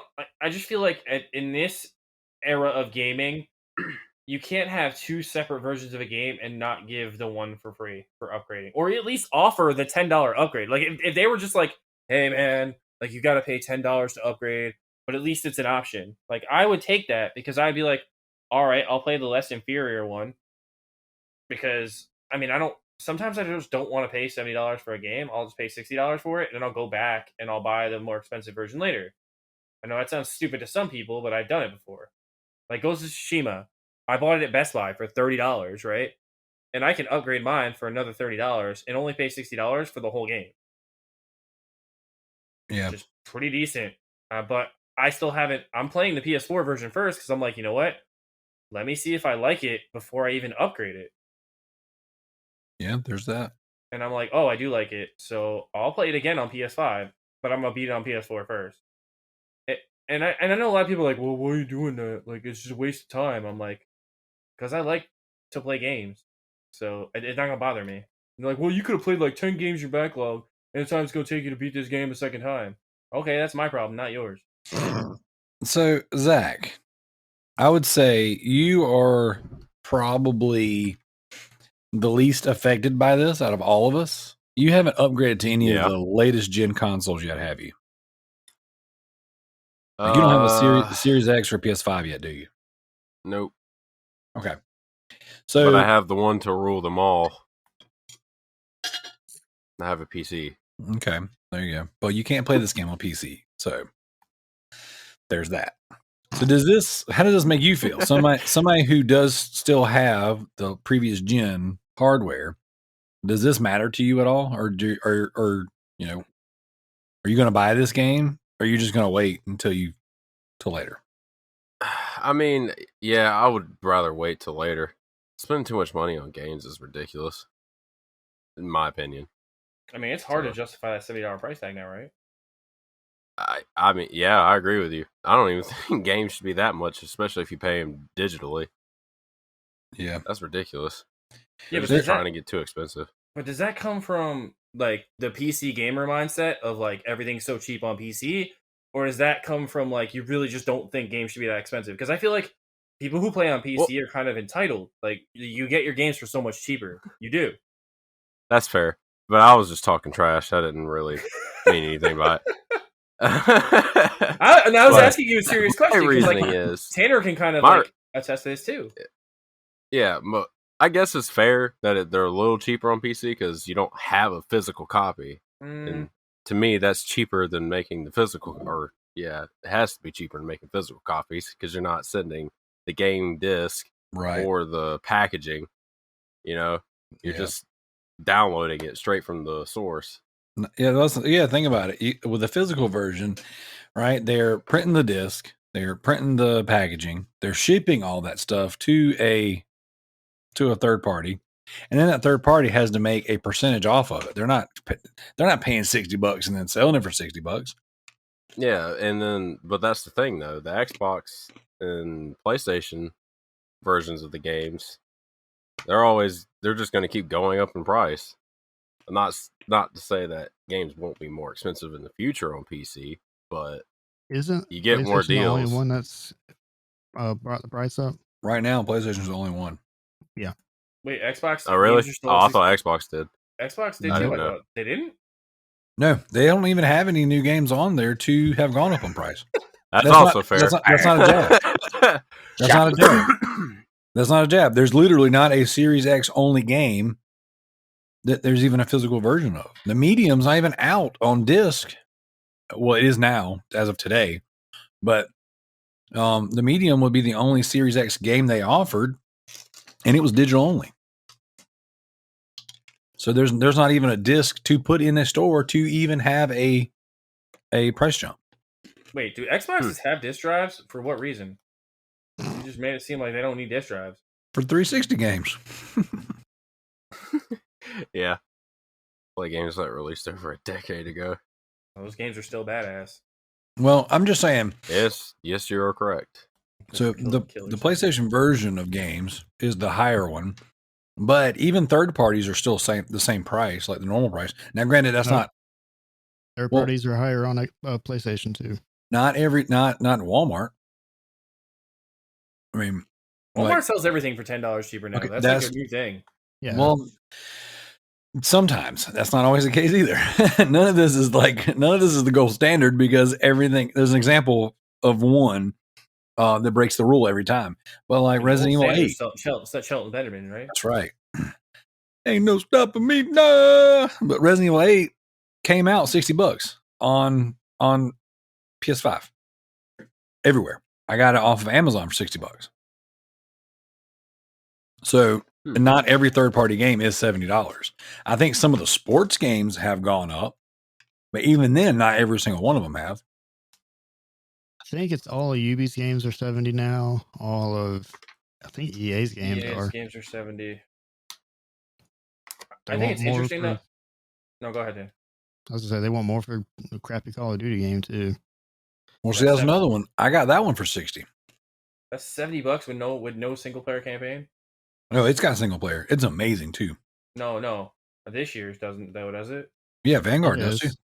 Yeah, Cold War had one of the best single player campaigns since Ghost, and I know Ghost is universally not liked for the multiplayer and stuff, but like I really do genuinely like that campaign, and I think that that since Ghost, I don't think I've enjoyed one as much as I have Cold War is good. Now Advanced Warfare was a really good one. The one with dude man from Netflix, that Netflix show, Kevin Spacey. That was a pretty good campaign. Advanced Warfare? Yeah, Advanced Warfare. That's advanced. Yeah. Yeah, that's what I'm saying. But Cold War had a really good campaign. Yeah, I So heard it's amazing. I'm mad I didn't buy it for $30 when it came out. it's Yeah, on drop sale it, right drop now. it. It's 50% off on the PlayStation Network today Wait, it went back for on Labor sale Day for weekend. It's on 30? sale. All right, I'm about to pick it up. I Do want it. to play that game. I want to play I that dare you. campaign. I want to hear you buy it on the show. Well, there's so much on that sale. You want to go over that sale real quick? So, actually, Not it won't really. matter. Wait, Yeah. no, it'll be good till Monday. We have a lot of community questions. The sale's ridiculous. So many good PS5 games. Don't Let's Make Cry's go on check that sale. We'll check out the Steam sales, see what So- they got going on. Don't Make Cry's on there, Tanner, for $30. You can buy Don't So Make Cry I guess Special our Edition. universal consensus is none of us really care about the PS4 or PS5 versions of Horizon. I mean, I care. I mean, is I care. Tricky back? Did Tricky come back? Yeah, I'm back. So now Tricky. What's your thought on this whole not giving away the upgrade for Horizon? I think it's just to use the phrase of Trophy Horse favorite, crybaby gamers. You can't expect everything to be for free. I mean, I bought Horizon for the PS5, which also, but I bought the collector's edition, which also came with the PS4 version. I've seen a lot of controversy because I've seen people bring up the blog post back when they announced that a couple of the games were going to come to the PS4. They previously announced exclusive to the PS5, and they were going to come to the PS4. And they said on their blog, games that came in 2020 were going to get free upgrades. People automatically assumed that meant that every game in the future was going to get a free upgrade. That's not what they meant. They said that games in 2020 were going to get a free upgrade, and they've held true to that. Ghost of Tsushima wasn't announced at that time. We didn't know there was going to be a PlayStation 5 version, so I have no problem with them charging the $10 upgrade. I do have a problem with them saying that you had to upgrade, you had to get the DLC before you could upgrade. I thought that was a little shitty. But with Horizon, I have no problem paying full price. If you want to buy the PlayStation 4 version, it's $60. If you want to buy the PlayStation 5 version, it's $70. That's standard. And I came back mid-conversation. I didn't interrupt at the time because I didn't hear the whole conversation. But somebody, and I don't remember who it was, said something about that $70 is a little overpriced for games. Who said that? That was Zack, but he was throwing shade. He was being silly. Okay. Because I said this on Trophy Horse as well, is because, I'm 40 years old. I'm aging myself right now. I remember back in the SNES days, games were $70 back then. Yeah, if you're paying for a cartridge. Yep. You know how much it costs to produce a cartridge? But it doesn't matter. You were paying $70, $80, $90 for games back in the SNES days. There were $100 games back then. Right. So Correction, now I didn't pay for them. for years, we got away with paying $60 for PS3 and PS4 games, and now people want to. I'm getting ready to curse again. They want to complain. Do it. People want to bitch and moan because they have to pay $10 more for games. Listen, I want the option to pay that $10 more though, Tricky. Like, no, I want to buy the PS4 version. I want to be able to upgrade for $10. Okay, then you're a crybaby gamer. Yep. I'm not a crybaby gamer. If you want the better version of the game and you own a PS5, then spend the $10 and get the PlayStation 5 version of it. Don't be. I'm getting a little heated here. Do it. Don't it out. do not sit here and complain that you want to pay $60 for a game, and if I like it, I'll pay the $10 to upgrade.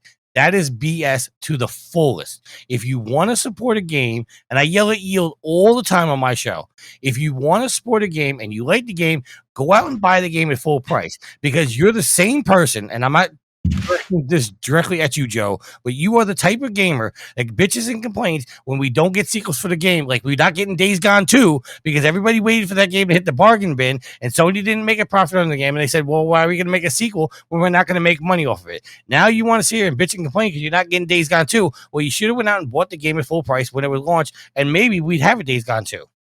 That's the facts. The games are the cheapest they've ever been in life.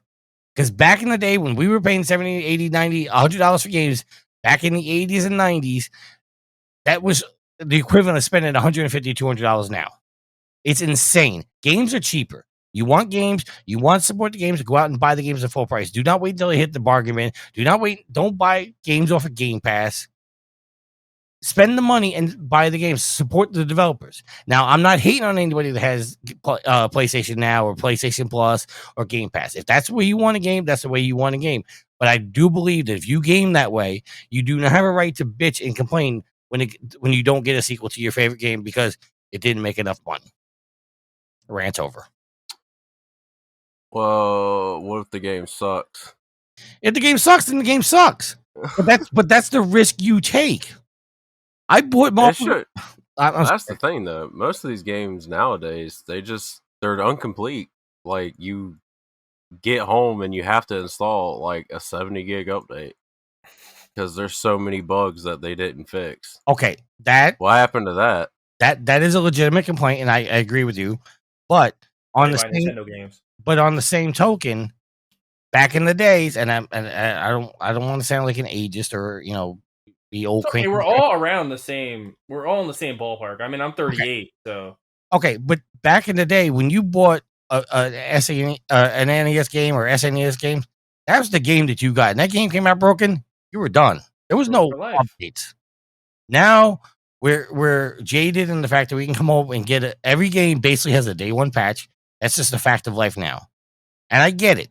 It's really annoying, but I buy all my games digitally. So by the time the game launches, when the timer kicks down and I'm able to play my game, the patch has already been installed and I'm ready to go. So that doesn't bother me, and I have automatic updates on my PlayStation as well. So I very rarely sit down and have to update a game unless I haven't played that game in months, and then because the system didn't auto update. You don't put your 5 in rest mode, do you? Yes, every time. Don't do that. I've never had a problem with rest mode. Stop doing it. No, I'm not going to do it. Okay. I'm not going to stop doing it. I've never had a problem with it. I've had Corey and I've had Brandon's PlayStations crash in the middle of an update, and they had to reformat their entire system, and they lost everything. I've never had that issue. People have had it because the way since PS5 doesn't have the same system as the PS4 as far as like if it's updating and something happens where it can't reach the update anymore, it goes into crisis mode like immediately. The system just bugs out. I've never had that problem on any. I had it happen to mine too. I've never had that problem on any of the 3 PS5s in my house. Yeah, we've got 2 of them. That's really weird. But I mean, listen. Going back to Zach's question, if you spend $70 on a game and the game sucks, I mean this with from the bottom of my heart. I'm very sorry that happened, but that's the risk you take with anything. Okay, so that's the thing, though. That's what aggravates me. You can take a physical game back. You can't.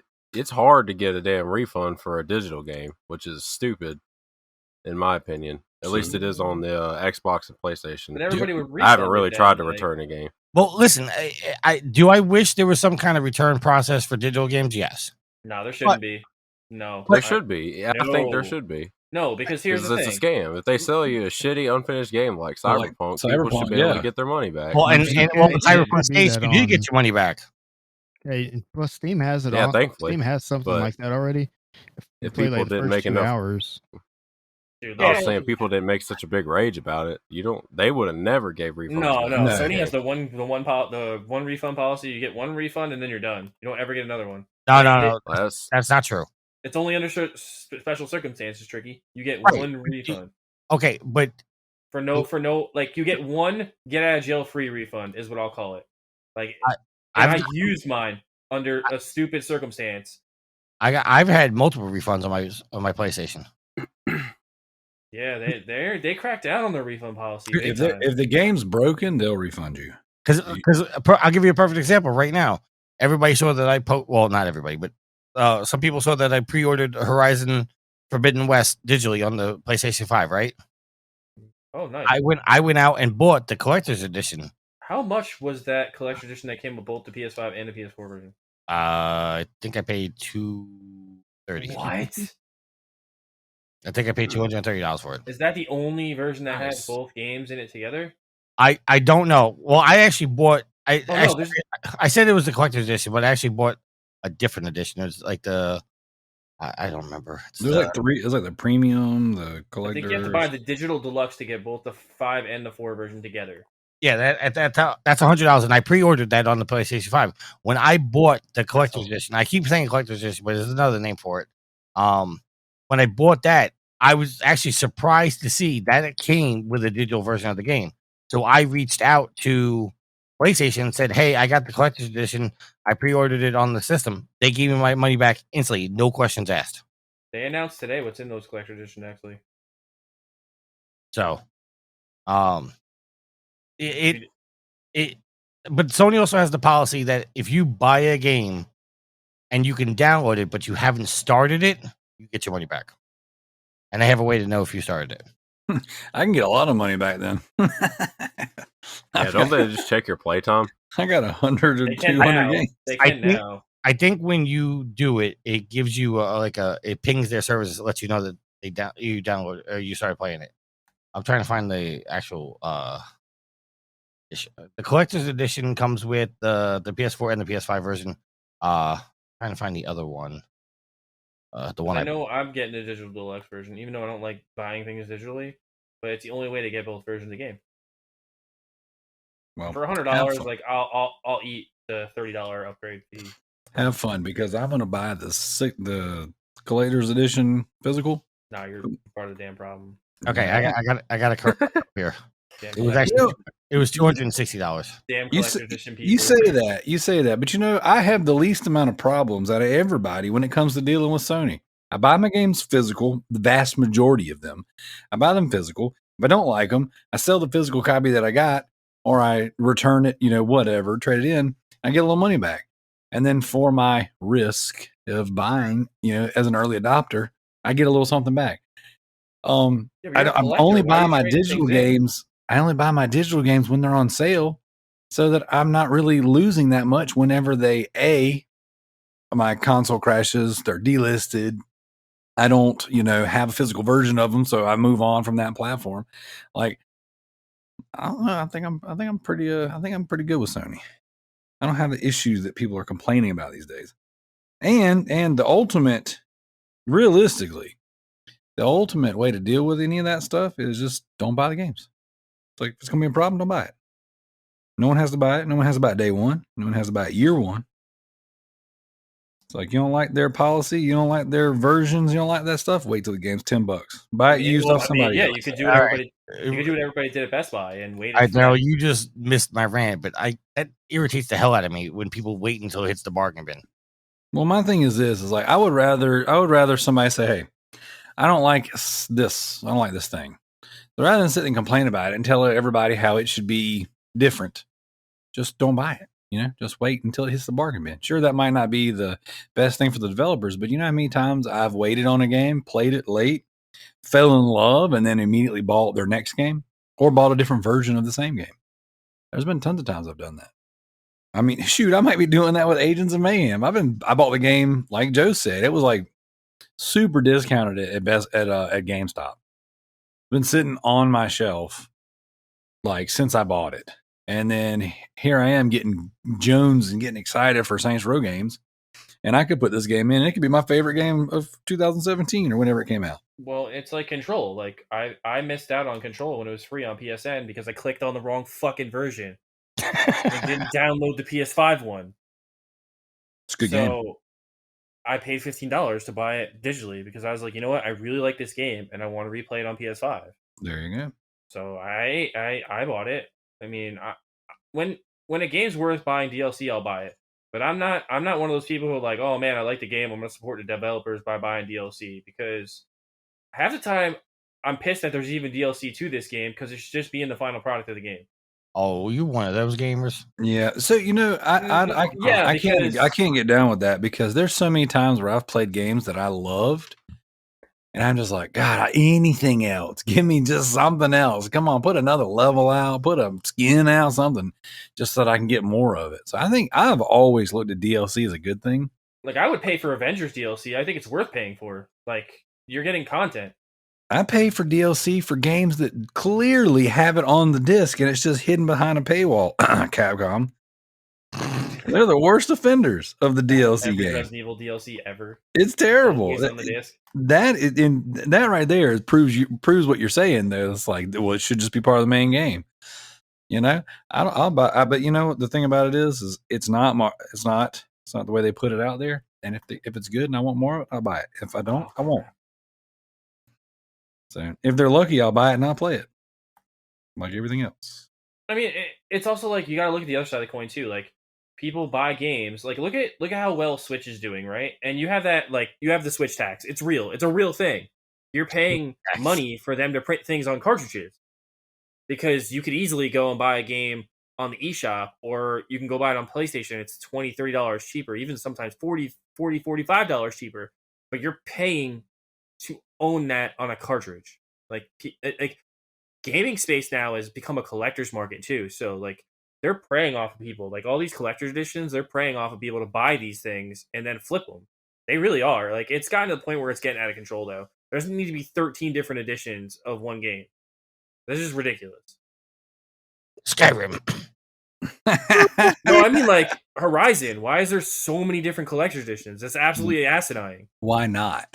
You say why is, I say why not? Just sell that stuff separately. Or We're don't. gonna buy it. Oh, wow. Or put it all together and let me buy it at once. Wow me, razzle dazzle me, surprise me. Make me pay more money for things that probably aren't even worth it in the long run. But it looks cool together. What I like about the Horizon one is now I finally was able to buy a collector's edition. Didn't have to sell the physical because it comes with a digital code. Which that's scary right there, bro. You said, yeah, but then a lot of people are bitching and complaining about that too. They're like, "Oh, I don't get a physical version. I'm spending all this money, and it doesn't even come with a physical version." Yeah, I gotta have a physical with it. That's me. See that I buy my games all digitally, so the fact that I can buy a collector's edition, I don't have to worry about selling the physical copy to somebody else. Good news to me. Well, give it away on your show. Give it away. You think I made money? I got $470 to spend on collector's edition. You have 3 PlayStations. I only paid for one of them. Yeah, I only paid for one. I got 2. My son paid for the other. That's because your son paid You for spent the one other the other one. way. Hey, what's the next question? Gareth asks, what could PS Now do to improve their service in order to get the right balance between customer satisfaction and company profitability? Hey, so this is one that I left on there from last week whenever you and the Sony hater with the most trophies were on the show together. I would like to point out, this is the part of the conversation that always gets missed, no matter whether it's Trophy Whores, whether it's Loot Bros, whether it's any other show I listen to. PS Now is not available everywhere. Like Game Pass is available everywhere. So like our brother from down under likes to point out that Game Pass is the greatest thing. Game Pass, blah, blah, blah. He says that because he can't use PS Now. It's not available in Australia. It's not available very many places at all. So I would like to say, first thing PS Now can do, besides making their PS3 games downloadable, which seems to be impossible for them, would be just to make it available everywhere. They got less than 5 million subscribers to PS Now. I would say a lot of that is because it's not available everywhere. No, I think that's a great statistic that you bring up because no one brings up that fact that the reason its subscriber base is so low is because so many countries can't get it. Right. I think the thing I would fix with PlayStation Now is I would go back and start adding more PS3 games that people actually want to play. PS2, like they just stopped. PS1 games. Yeah. They refuse to put more PS3 games on there though. Like they There's just refuse. But it's kind of stupid. They just stopped. They're like, oh, we started adding PS4 games. We've moved on from PS3. Right. It's like Nintendo. Like, oh, we're putting Super Nintendo games. We're not gonna play more Nintendo games, or we're gonna put like really shitty ones. It's like, why do you have to stop? Like, where's 3D Dot Hero? Where's this game? Where's that game? Like, put those on there. Like, they're missing. Like, they're games that should be there that aren't there. Yep. And I'm not trying to sound entitled or anything like that, but like, if you're gonna have a service that's gonna rival Game Pass, you need to put the games on there people want to play. Trophy. Wow. Well, here's the thing about PS Now and Game Pass, right? Like I've always said, putting your first party lineup on there day and date is dumb because there's no way you can sustain that. They keep talking about how these games cost hundreds of millions of dollars to make. You're not recouping that, at least off your first party stuff. Maybe in the long run, whatever. But I think that these services being a good back catalog service is amazing, and I think that putting on there your PS1, your PS2 games, your PS3 games, your PSP games, like, sure, you might have to find a way to make them playable, but like that would be the way to go. And like that's what's so great about Game Pass is you can play Xbox One games, you can play Xbox 360 games on there. There's Xbox OG games on there. I was playing Black on there, which is also it's a good game, man. And so it's like, and granted, I know that's not everyone's cup of tea, but you want to talk about bolstering your catalog. It's like, look at this, and you start looking at like the legacy and the just the weight that some of these games provide is like, man, score wise, I mean, they got some amazing games on there. So I think just making it available to everybody, trophy, and then even if it's not putting the newest of new games on there, which I think is good, but like having continuing to add older games, I think that's the best way to do it. I mean, and then one of the things that Game Pass does really well, and I've been playing with Game Pass a lot lately, is it's literally available everywhere. So I was at my brother's house last weekend, and that's where I started playing 12 minutes. So my kids were all playing the Quest and the Quest Go or 2 or whatever it is. They're playing VR, and I'm sitting on the couch and I'm streaming an Xbox Series X game to my iPad, and I was playing it on a DualShock 4. So like that's pretty amazing. Like that's crossing all the lines. That's I'm playing with the controller I like on a device that will run it, through the cloud. So, and now granted, did it play great? No, not really. I mean, the game 12 minutes already kind of plays a little like booty. It's got some serious delay in just like the movement, and like it's the way you control the game. It already has a bit of latency, even playing it like downloaded on a console. But then playing it through the cloud, it's got a little more latency, but it was still playable, and it was still enjoyable enough to continue to want to do that. So I think that playing games through the cloud is not the best way of doing things, but the fact that you can, like, I couldn't sit there and stream PS Now games to my iPad and actually play them in any, like, it's just not the same. It's not as powerful. It's not as good. I've tried to stream games like Alienation to my PC and play them in my bedroom, and it just doesn't work. I mean, it tries to, but it's just not good.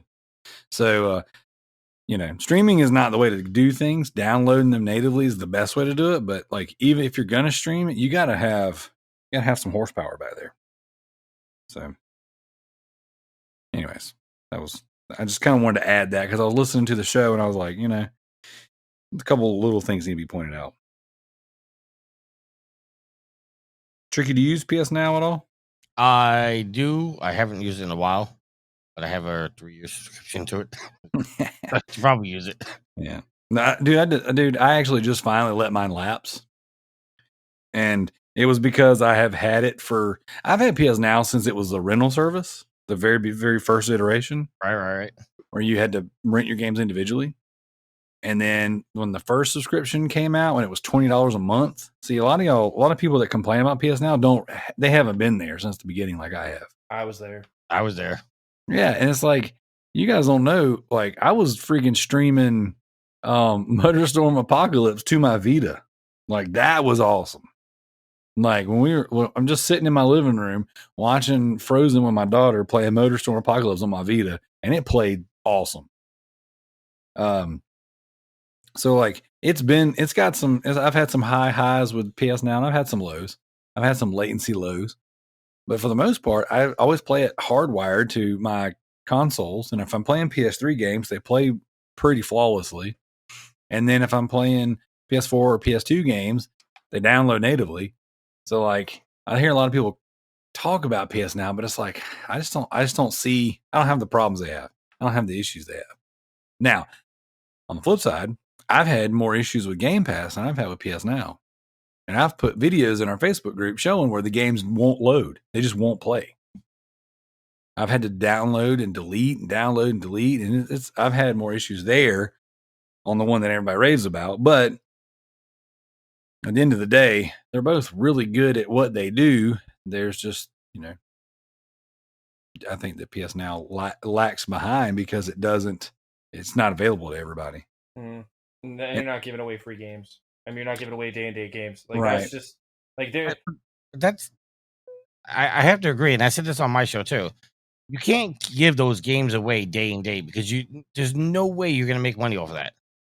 And they keep saying that they do. Like, well, there's a. I had an idea, and I think that this will work for both sides, and I'm pretty sure Microsoft is already implementing this. But like, my thing is like, one of the things that made Netflix was not a profitable company for what 15 years, 12 to 15 years, or a long something. time. Yeah, it was like they were operating in the negative constantly. Trophy.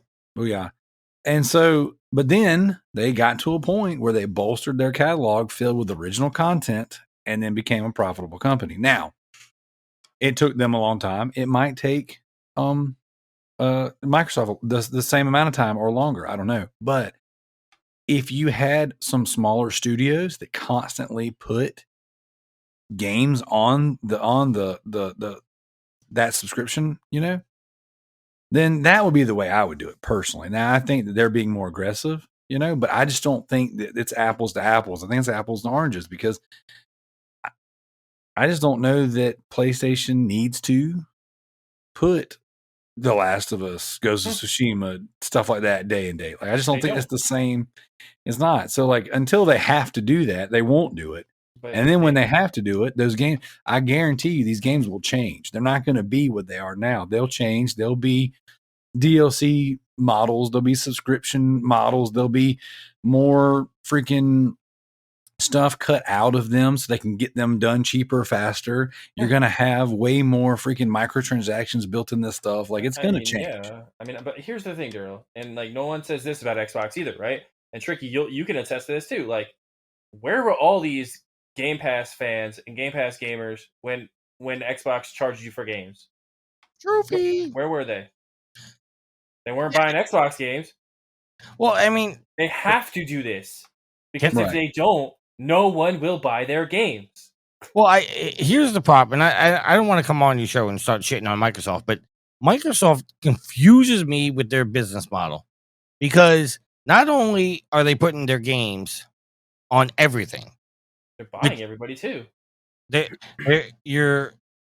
no reason to buy a Series X or S because you can play the game on your PC, right? And you have a good, decent PC. You don't have to buy the first party games because all you have to do is pay $9.99 a month, and you get Game Pass. Right. So there's no reason for them to for anybody to buy their console, which okay. Then you go and you put all your games on the PC, which after a while are discounted anyway. Or and the unfortunate side of PC gaming is a lot of games can be bootlegged and pirated. So you're not making money that way. So how is Microsoft really making money? When we did an article on my show, and I'm not trying to keep plugging my show, but we did an article on my show where Sean Layden said that the only way he sees Game Pass succeed is if they have 500 million subscribers. That's an insane amount of subscribers, considering the PlayStation 4, I think, capped out at 140 million. And Xbox last series, they capped out at what, like 60, 70 million? Something like that, yeah. Even if you combine both those ecosystems together, you're not even halfway to what the number Sean Layden said. Starfield better be the greatest game of all time. Well, here's one of the things, and I think that Jeff he said something on your show last time that really, really started to get me thinking. And then I saw some ads that was like, oh man, tinfoil hat here. But I think they're going to really bring in the Windows side of things. Windows 11 is going to be built with Game Pass in it, and it's going to be built with Microsoft's Xbox stuff in it. Now, like the Windows 10 is already very gamer friendly. Yeah, I mean, the Windows 10 has an Xbox app, right? But this stuff's going to be built, into the OS and built to run more fluidly. And I think what's going to happen Samsung is TVs have it built in now too. I think the Xbox app. But you see, what they're going to do is they're going to widen that net. And I think that, and it's smart, but like, it's no secret they're moving to the subscription model, and they don't care if you buy their console. Honestly, they're probably better off if you don't buy their console. But what is this doing to the industry? The industry is gonna crumble in on itself. Well, because if everything has to be given away for free, or gamers expect this, it's going to change the way people view gaming. Do you remember when like mobile gaming got really big? Yeah, And then it was the race to the bottom and all and I that said it crap? was no big deal, and it wouldn't last, and I was right. But Just like I said, WWE was shit 6 years ago, and no one believed me. But whenever mobile gaming took off, everyone pivoted. Everyone started moving their focus, their interest to doing that. And Nintendo continued to still outsell all of them, even though they were selling games for 99 cents. I think what'll happen is we'll have as this new subscription thing becomes more and more the future. And Levi always says it is we're heading that way. It's not the future. I don't know, man. I'm not saying way that's the future. CDs are still around. I just proved him wrong right there. You can still buy DVDs. You can still buy CDs. You can still buy Blu-rays. Okay. People want physical media. When was the last time you bought a CD, Joe? When was the last time you bought a DVD? When's the last time I paid for music, though? You see?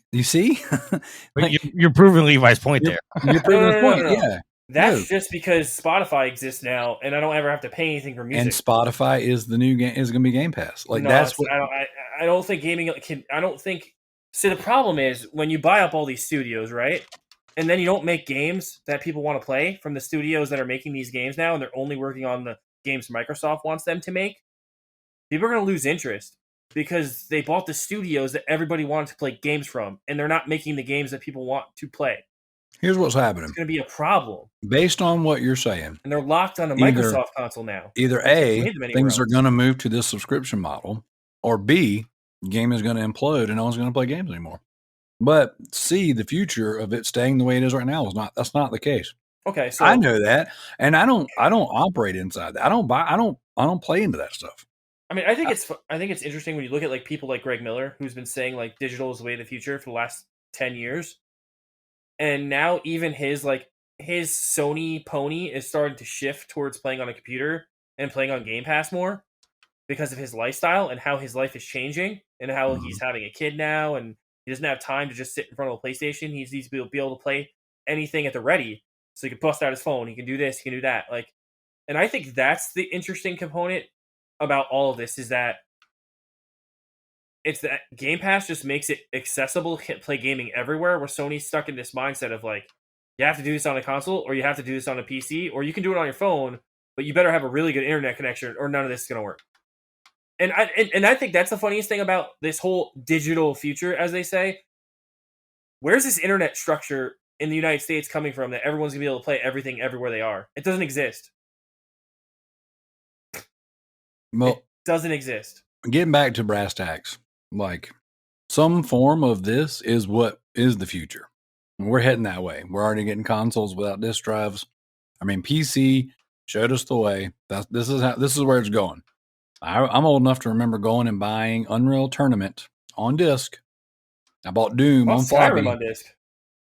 I put those discs in my PC and downloaded them to it.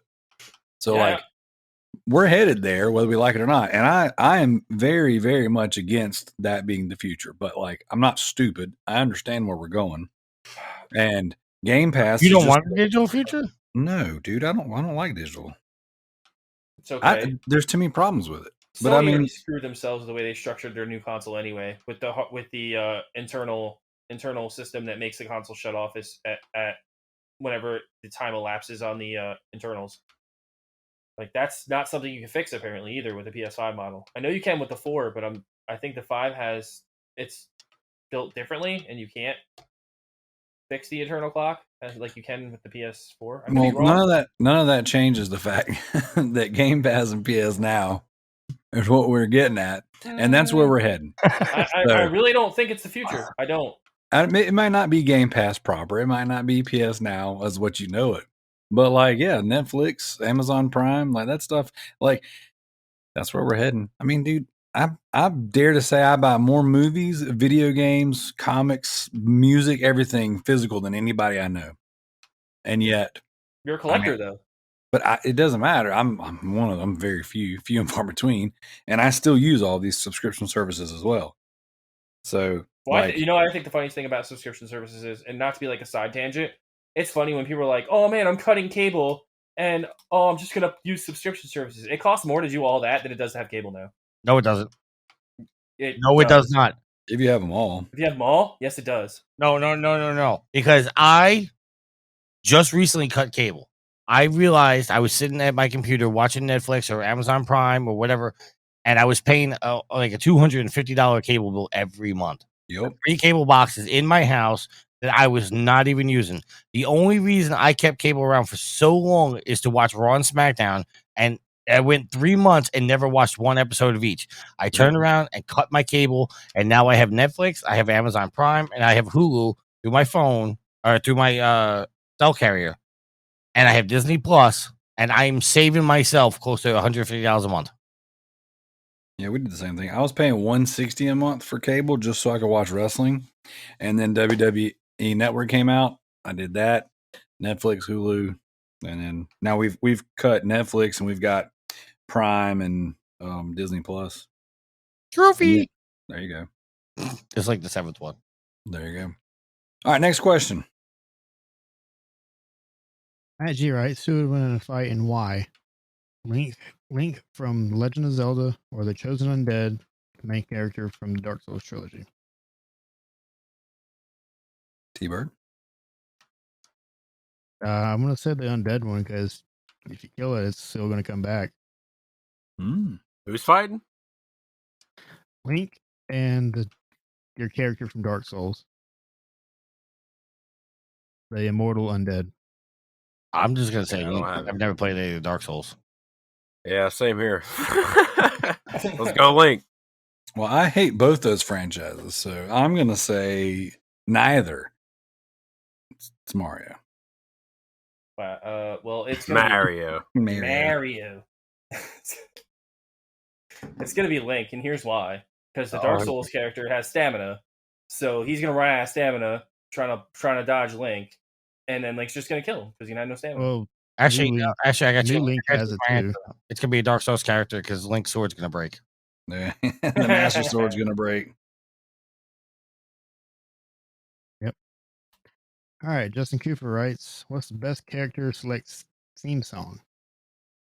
Ooh, that's a good one. Killer Instinct Gold? It's like Killer. Yeah, that's that theme song for Killer Instinct Gold stays in my brain. I live in it. He gave the best answer when he did his post. He said, "Take me for a ride" from Marvel Capcom 2. That is a good one. But I'm gonna up the ante and say the character select scene from No Mercy. Ooh, yeah, that's oh yeah.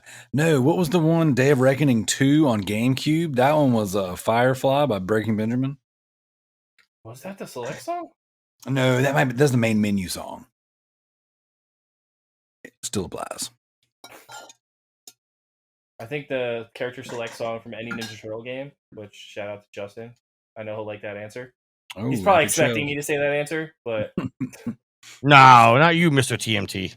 Yeah, not at all. So yeah, I'm gonna say the character select screen from the arcade game was pretty dope. Arcade game. Battletoads.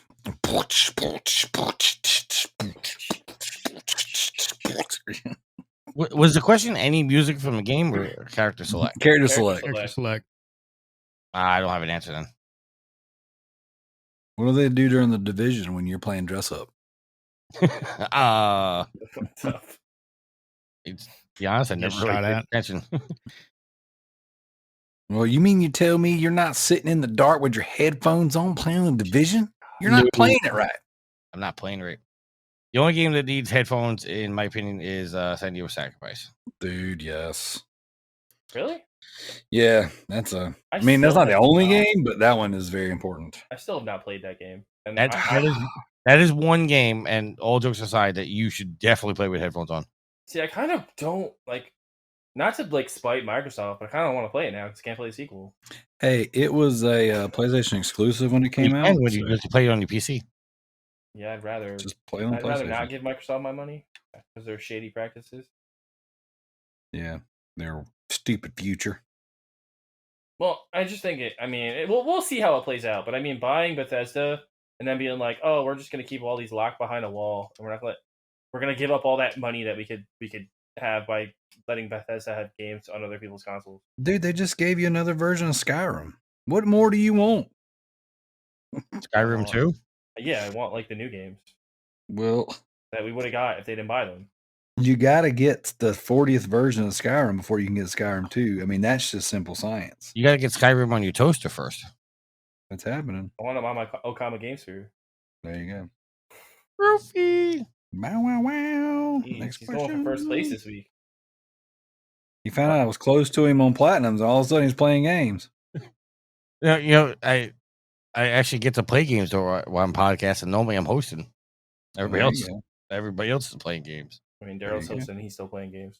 Hey, it's a gift. All right. See, that's why our show is better, because our host actually gives you crap about the podcast. Interesting. He's just more talented to play games while he's hosting. All right. Darrell's like, I'm a multitasking machine. That's right. Speaking of Darrell, I'm going to read this one because I want to ask you guys a question. Why is Alien Isolation the most boring and repetitive survival horror game ever made? Because it's based on the most boring movie franchise of all time. Wow. Levi is having a stroke. And the guy that plays Division all day. I haven't played Division in a month. Just saying. Hey, you know what? I just went back and rewatched several of the Aliens movies, and they are very slow to start. I'm not saying that's a bad thing, but like you could skip the first half of the movies before anything cool happens. I mean, they gotta build exposition and tell you what's going on. Like, not every movie can be Fast and the Furious, where it just has a bunch of garbage in it every cars exploding and people turning upside. Movies have to have some sort of story to them. I agree, and I'm not saying that that's bad that they were slow to start. But being that I was having that frustration with the game, I was like, well, I remembered the movies being freaking awesome. So I want to turn those on. And I'm like, ugh, wait a second. Probably should have. I actually put Aliens 3 on the other night and fell asleep before it started. But that's the next one. I watched Aliens 2. Aliens? There's no aliens. There's no Alien 2. It's Aliens. I know, but you know how it is. I mean, you say Alien, people are like, which one? No, it's Aliens. Aliens with an S. Which one? Never mind. Never mind. If you know, you know, Darrell. You know. Zach, have you played Alien Isolation? I have not. I bought it when it was like dirt cheap on Xbox one day. Yeah. I still haven't played it yet. Well, don't it put it on your list. I did not finish it though. My brother, who's the biggest Aliens fan I've ever met, right? He loves all the movies, buys all their games. I mean, since the arcade version. I mean, the dude has played all of them. Even he loves Alien Isolation. So he said, but he has never finished it. And I'm like, I was at his house the other day. I was like, bro, you know why you haven't finished it? Because it sucks. Just say it with me. It sucks. He said, yeah, I agree. He's like, nah, man, I really like it. I was like, really? Did you beat it? No. Well, then because it sucks. I was like, you don't really, really like something and then not beat it. Right? We have a lot of backlog on this show. Like, I have a lot of backlogs are probably astronomical. I have a lot of backlog. But when I really, really like something, I beat it. When I really like something, that's questionable. But when I really, really like something, I beat it. That's what I'm just saying. You don't really, really, and then not really. You know what I'm saying? It's not bad a stroke on that one. Poetic, I know. Yes. JT asks, why is PC better for weebs and JRPG enthusiasts? I find that there are censorship in games. You can just mod that shit out. Of course he did. I'm not going to dignify that with a response. Tanner, you and Zach, y'all are resident PC guys. Where you at with the weebs? I don't play that. Anime titties. That's where I'm at. So many titties. Now, Zach, you've made it out like that's what you play a lot of on PC. Is that really a thing that you're doing, or are you just being funny? Well, see, here's the thing. I buy a lot of these cheap ass like shit games just to play because I don't know. I want to make fun of them, but I never play them because I never seem to make time for them. So basically, I just waste like $5 here and there for nothing. And you don't even see the boobies? No, not really. It's very interesting. Apparently, JT has seen the boobies, and he's hooked. I mean, they do it to you. Well, I mean, you can't see the boobies on PlayStation anymore. And if you can't see them in real life, I mean, the computer screen is the next best option. Ooh. He's gonna so hate me after this. Somebody's getting messages. Fired. I expect. When did the show come out? Monday. Yep, Monday. I expect Monday by noon. There's gonna be like 15 messages. Get him, JT. Take him. Just remember, JT, I'm off Monday. Like that's my day off. I won't be responding until at least Tuesday. He's got to be on the clock at work before he can respond. To be knee deep in a PlayStation game at work. Yeah, he's taxpayer dollars well spent right there. Yeah, well, those days are over now because I have an office job now. I'm not allowed to play games at work no more. Oh. Trophy war. Let's do it right now. Listen, the war goes off right now because we have a war scheduled in what 2 months. We're supposed to do 24 hours for Extra Life. Yes. Oh, we're actually gonna do that. That's official. Yeah, we haven't gotten into too much detail. We're gonna get a little closer, but I'm just gonna tell you right now so you guys can prepare yourselves. Prepare your anus. Between the hours of midnight and noon, there's probably gonna be about 50 platinums popped on my account. Let's do it. Okay. You and your team. You tell them. Everybody who's gonna be logged into all your different PlayStations. All my different PlayStations. Yep. But at least I'm the only one on the show that's never had somebody pop a trophy for me. We got King of the Rats over here, so I'm not worried about any. I'm about to say, yeah. So who's King of the Rats? Who do you think CJ. King of the Rats is? I ain't scared of CJ. CJ. Okay. CJ's got like legit 4 times more platinums than you. He's got almost 2,000 platinums now. Right, and that's the problem. He's already popped all the platinums he can pop. They keep coming out. They're not stopping.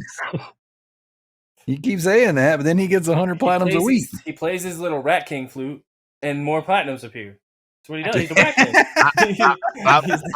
I'm just gonna say, I got a couple games lined up. I have the US version, the EU version, the Australia version. I'm gonna have like 50 platinums in like 12 hours. So I made the mistake of challenging my brother to a Resident Evil series playthrough for Extra Life as well. You're gonna pull this off now. So we're supposed to do a trophy war, and I'm also at the same time supposed to start marathoning the games and kind of race him through them. My Lord. No, I got to figure my life out.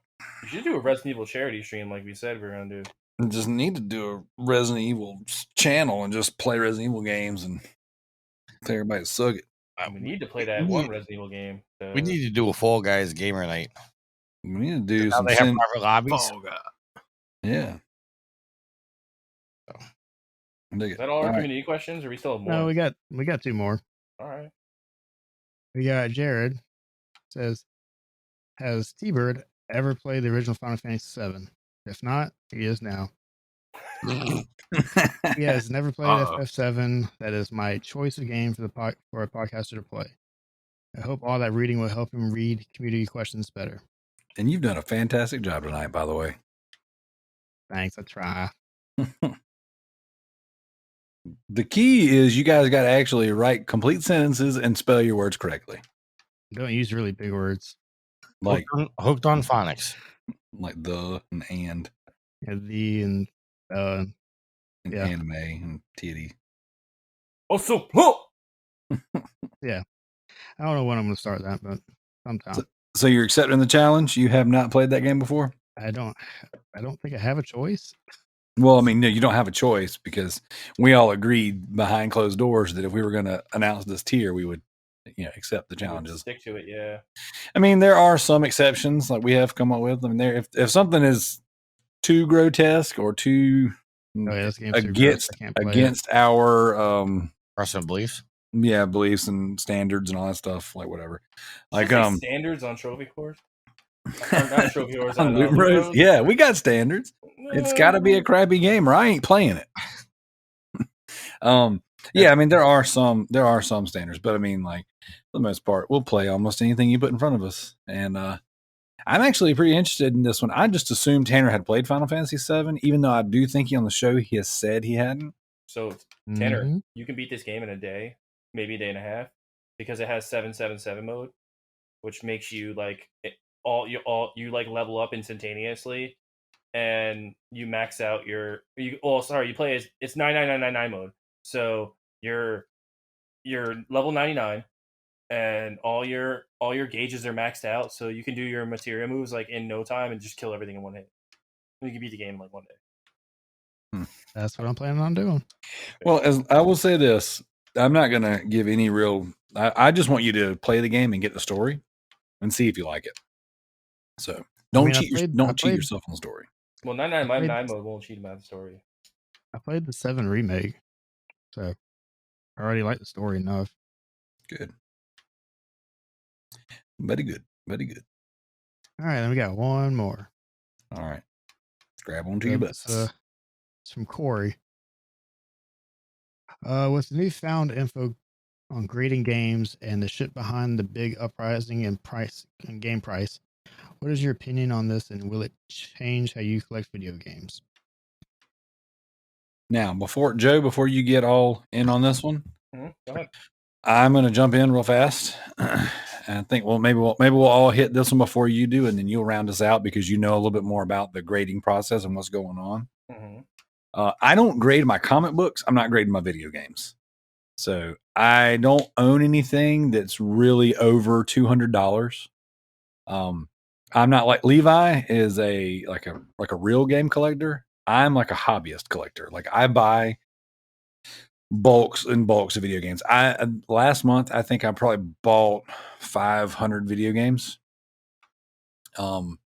Just buying collections off of people, but like I don't buy anything of real value. You know, I think probably the most expensive game I own is Godzilla on PS4. I've got a few Vita games that are, pretty pricey. I've got some of the like Smash Bros games and things like that, things that are like, $40-$50. I mean, nothing crazy, but I'm just not one of those people who's like looking for old mint rare stuff. I'm looking for things that I like, things that I might want to play again. And I'm bolstering my collection based on things of that nature. So like, no, I'm not, if I'm going to grade anything, I'm going to get my collector's edition of Call of Duty Ghost graded. That's it. I got a hot take. I believe if you start collecting video games because you want to make money off of it, then you are no longer a gamer. Ooh, trophy! You're now a collector. There's not one game I've ever bought that I was willing to overpay for. And I've told the story many times on my show where I was looking for the game IQ based off of the original PlayStation demo disc. I finally found it after years in a little hobby shop in New York. It was all scratched up, and they wanted $140 for a used PlayStation 1 game that was all scratched up. And I basically told them to go F themselves. If you are buying something, whether it's Funko Pops, records, Pokemon cards, video games, if you're buying that stuff to make a collection, to make money off of that, because you're looking at the value of it rather than the fun value of it, you are no longer a gamer. What say you, Zach?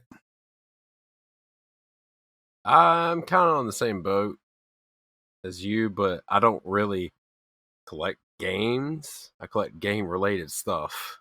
So Right. I don't know if I can really answer that. Well, I mean, you're out of anyone I know, you're one of the biggest collectors. But yeah, you're right. You don't really collect games like you do other things. But I mean, but you collect comics and you don't grade any of them. You don't send those off to get those, to get it tested for how good a condition it's in. And have you ever done anything like that with that's figures? Like you ever buy like no really mint figures? I really collect stuff that I enjoy. You know, if I don't like it, I don't spend money on it. However, that's not to say that it may not have influenced some of my investments, and like some comics I have bought. You know, I like them. Don't get me wrong, but I know that I spent $25 on this one. Maybe if I need to, I could sell it later. Yeah. For a backup plan if I needed to. That's not saying that I'm planning on it, but I have spent some kind of cash in that way. Yeah. But I've done stuff like that other too. than that, I don't really buy something solely because I think there's going to be a lot of money into it. Right. You know, I've done that with some of the game and some of the collections I've bought off of people. Like but for me again, first it's what I'm interested in, what I want to have because I like things. But like the PSP Go, for example, I love PlayStation handhelds. I love collecting them. I love having them. I've got a ton of Vitas. I got a ton of PSPs. And I got the PSP Go after years and years and years of looking for it. I finally got one.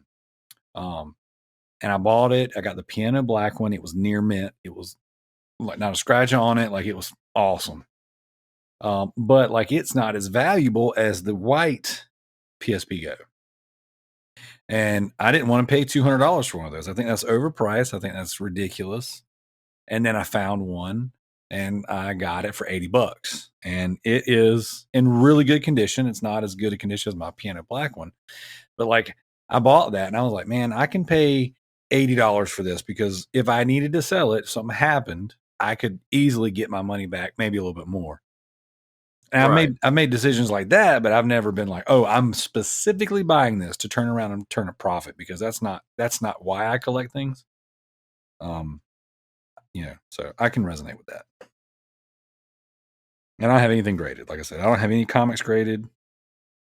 So, what are you, TByrd? You can get your animes graded? No, I don't get anything graded. I don't buy something to resell later on. I think it's dumb. There you go. All right, Joe, hit us with them facts. All right.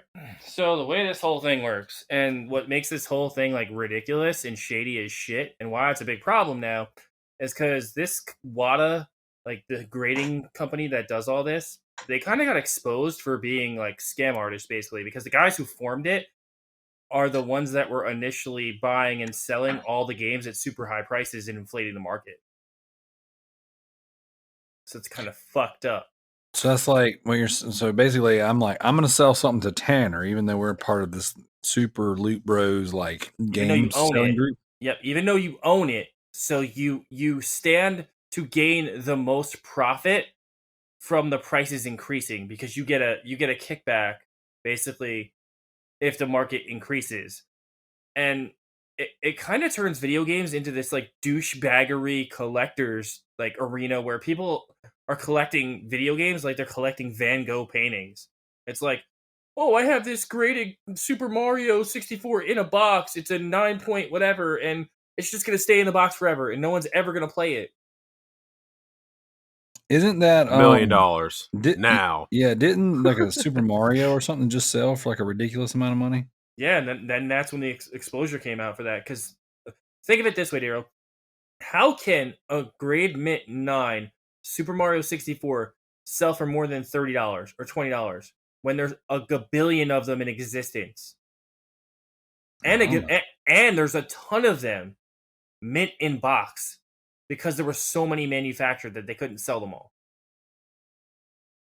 That's the problem with all this. It's super shady. It's like, how can you determine the value of something if there's so many of them out there? So essentially, it's like, I'm trying to understand this, but I think I got it. So basically, it's like, I'm going to sell this, Joe, I'm going to sell this to you for like $200,000. Is it worth $200,000? No. But we're going to say it is so that now the value is, it goes up. So then from now on, all these other ones that we have, they're going to be worth more money. Yep, more. And it keeps inflating the prices. So they did this with the coin market back in the 80s. And they killed the coin market, like collecting like collector coins. and like mint coins, and the coin market never recovered. So they're saying the same thing's going to happen with video games, which I'm like, fine, let it happen, because then, I was like, let it all happen, the 'cause games then will I'll be scoop 'em $5 up. at flea markets again. I'll scoop them up. And that's here. So like for us, for like real gamers, right? This is where the problem lies now, is that they're pricing true gamers out of gaming. True that. Because what they're going to do is they're going to make it so no one can afford to buy games anymore. Well, some of that stuff's already happening. Like, it is. Look at like PlayStation 3. Look at the Silent Hill games. Look at PS4 already. Dude, Silent Hill games are running for like over $100 each. I'm like, man, like it's crazy. Like I know $100 isn't a lot in the grand scheme of things, but if like a freaking PS2 Silent Hill 2 or PS2 Silent Hill 3 is like $100 to sometimes $200-$300 depending on the condition and if it's sealed in box or whatever, and they just keep going up. But think of it this way, Darrell. It's like, okay, so if they're selling a Mario copy for $2 million or $200 million, right? What does that do to all the loose copies of Mario? And they're not $5 copies no more. Nope, they're not $30 either. They're skyrocketing because people think they're now worth something, and they're not. It's artificially inflating a market, which is kind of like, it's scary. Well, I just need them to do that with Godzilla and maybe Resident Evil 5. Well, let me ask a question, and just for devil's advocate's sake. Sure. What? I'm trying to figure out how I want to word this so it makes sense. Go ahead. Okay, so in your opinion, if I'm hearing you correctly, you're saying that video games, no matter the status of them, condition of them, they're not worth what these people are buying them for, correct? Correct. How can they be? If there's so many in existence, how can they be? But my question to you is, how can you or anybody else determine how much a game is worth? Because it normally when something is expensive or something is high value, I should say, it's rare. Like say I have a Shaquille O'Neal rookie card that's signed by Shaq. That's rare. It's signed by him, and they only made so many of them. But they made a gabillion copies of Mario. But here's the thing. You would think that because his signature, the card would be worth more. To find out, the card is actually worth less because he signed it. He damaged the card. Technically, it's not a Gem Mint 10 card anymore because he put his signature on it. But what gets me is, and that's like Pokemon cards that aren't centered, Tricky. It's ridiculous. Okay, but what gets me, and maybe this is just me, like I said, I'm playing devil's advocate here. No, go ahead. How can somebody determine what the value of something is? If my Shaquille O'Neal rookie card, just arguably sake, is worth $100,000 to me, that's like in my mind, this card is worth $100,000.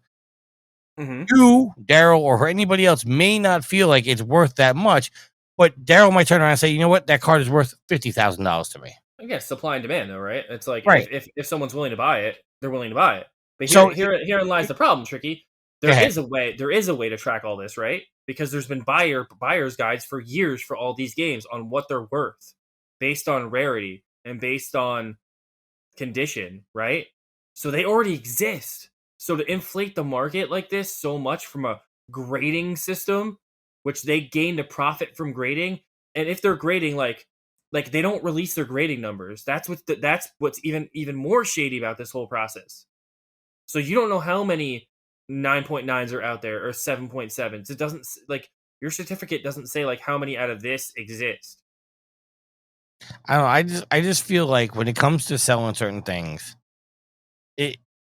people's personal value over something is nowhere close to what something's actually worth. So if you were to, like I said, my Shaquille O'Neal rookie card, if I feel it's worth $100,000, but Darrell's only willing to pay $50,000 for it, the actual value of the card is $50,000 because that is what somebody's willing to pay for it. And now, just to kind of tie it back, am I to understand that like it wasn't just a random person who thought this game was worth $200,000 or $2 million, whatever? It was someone internally or someone connected it, into the grading system. Right. So it was kind of like insider trading as well. Oh, it wasn't 100%. Like they're being investigated now and everything. It's getting crazy now. Yeah. Oh yeah. I'm not. I want to be clear. I'm not saying that whatever happened there wasn't shady. Right. what I'm just trying to point out is what the value of something is only what somebody's willing to pay for. Which is correct, and that's the way the market works. And if that was the way this was happening, that would be 100% legit, and that'd be fine. 100%, but scalpers inflate markets now. It's not They what, do. what somebody's willing to pay for it anymore. And it happens in every sphere now, Tricky. It's terrible. I collect wrestling figures, and I can't even buy figures anymore because so many people that don't care about collecting them at all are just buying them up to sell them in an inflated market now. So someone like me who actually loves collecting these things can no longer do it. Same thing with Ninja Turtle collectibles. I can't even touch the Ninja Turtle collectibles anymore because all the scalpers run in the store, buy them all, and then sell them for 3 times the price. It's asinine. It makes me so fucking pissed off. And now it's happening with gaming, and it's making me even madder. When I can't buy a collection edition of like Fire Emblem, which is the only game I buy collection edition for, and I'm actually a Fire Emblem fan, that makes me upset. Because I actually care, and I'm one of the people who kept the franchise alive by buying the games. And I can't participate in the collector's edition because Joe Schmo from Idaho has to buy all the collector's editions and sell them for 10 times the price. And he's going to prey on me because I'm going to be, I have to have it. No, that's fucked up. That's not how the world should work. It's why I waited for Sony to send me a private link to buy my PS5, and I refused to pay scalper prices. I absolutely refuse to do it. Yeah, I actually just sold one PlayStation 4 or PlayStation 5 I had in my house to somebody because I was I love how you did that. Even with the Xbox, like you took care of people, and that's what people should do. I think I got to be honest, and you like anybody that knows me, like truly knows me, knows that I'm one of the nicest and kindest guys. 100. And I would literally give you the shirt off my back if you needed it. But I honestly do feel like a little bit of a sucker because I have now, through good graces, and I'm not trying to pat myself on the back, through good graces, have gotten 6 people a PlayStation 5 and 1 person an Xbox X. And I've not made one dime. I've actually lost total about $100 because I didn't charge people tax, and some people I didn't charge shipping to. And when I did ship out, I told them a price, and it actually turned out to be more expensive, and I just ate the cost. But I do feel like a jackass because I feel like I'm doing all this work. I should be making a profit, but I'm not. Now, I don't feel like you should feel like a jackass. You should feel like a Robin Hood, bro. You're stealing from the rich and giving to the poor. Like, well, let me be clear. I'm not advocating like I want to make money off my friends. I'm legitimately doing this to help people get some. Like I bought all the PlayStations in my house right now are the disc version. I want a digital version for me. And you found PlayStation for both your co-hosts, correct? That's how they got them, correct? I've got Alex. I got Alex one. I got Yield one. I got the Brain one. I got Yield's friend one. I got a coworker one. I got a friend's brother one. And the Xbox, I actually bought. The Brain had a coworker that wanted an Xbox, asked me to go get her one, got it, told her I had it, and she goes, "Oh no, I'm just going to order off of GameStop." And then I got stuck with it, and then I wound up having to sell it to somebody else. And when I did that, I actually lost money because I paid $725 for the Series X bundle, and I wound up selling it for $680. Oh wow! Just to get it out of my house. So I lose money on these deals, but I legitimately just try to help people. And if anybody wants one out there, just reach out to me. But if you screw me over, I swear to God, I'm going to kill you. Ooh, it's recorded. I cannot explain to you. Wound up dead. I cannot explain to you how pissed off I was that Xbox was in my house because I bought it for somebody else and then they backed out after I paid for it for them. And then you had to just sit and stare at it. And I was sitting there honestly contemplating: should I just open it up? Should I just keep it? And the reason I never opened it is because I thought to myself, "There's not one game on this system that I want to play, not one." So I'm sorry, rant over. No, I think that's good. I mean, I had my rant. I mean, And I know that Zack understands my rant about the whole collectibles market and how it's starting to seep into gaming, and it's just ruining things for people. Like I'm in a wrestling figure Facebook group, and we're actually really nice because we sell things to each other for cost. We don't go crazy like that. And I think the craziest thing is one of the mothers came in our group and she was like, "You guys are the problem. You guys buy up all these figures to sell to all your friends in this group, but you don't care about my son who walks into Walmart and can't find any figures."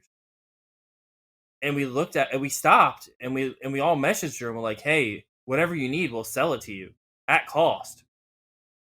Some at a loss, no shipping," because we felt bad that she couldn't find anything. Wait, okay, but That's I'm a kid. Yeah. okay. Outside of it being a kid, I don't feel bad if I buy something and you're not able to buy it. I feel bad when people buy 10 figures of the same figure and don't leave any for anyone else. That's scumbagish. Okay, so if I walked into, Yeah. legitimately walked into a Toys R Us, well, Toys R Us closed. If I walked No, in I get your sentiment. Yeah, go ahead. and I buy 10 Kenny Omega action figures, Mm-hmm. but I'm gonna keep 5 of them because I want 5 of them. But I'm gonna take the other 5 and I'm gonna sell it to you, Joe. I'm gonna sell it to you, Zach. I'm gonna sell it to you, TByrd. I'm gonna sell it to you, Darrell.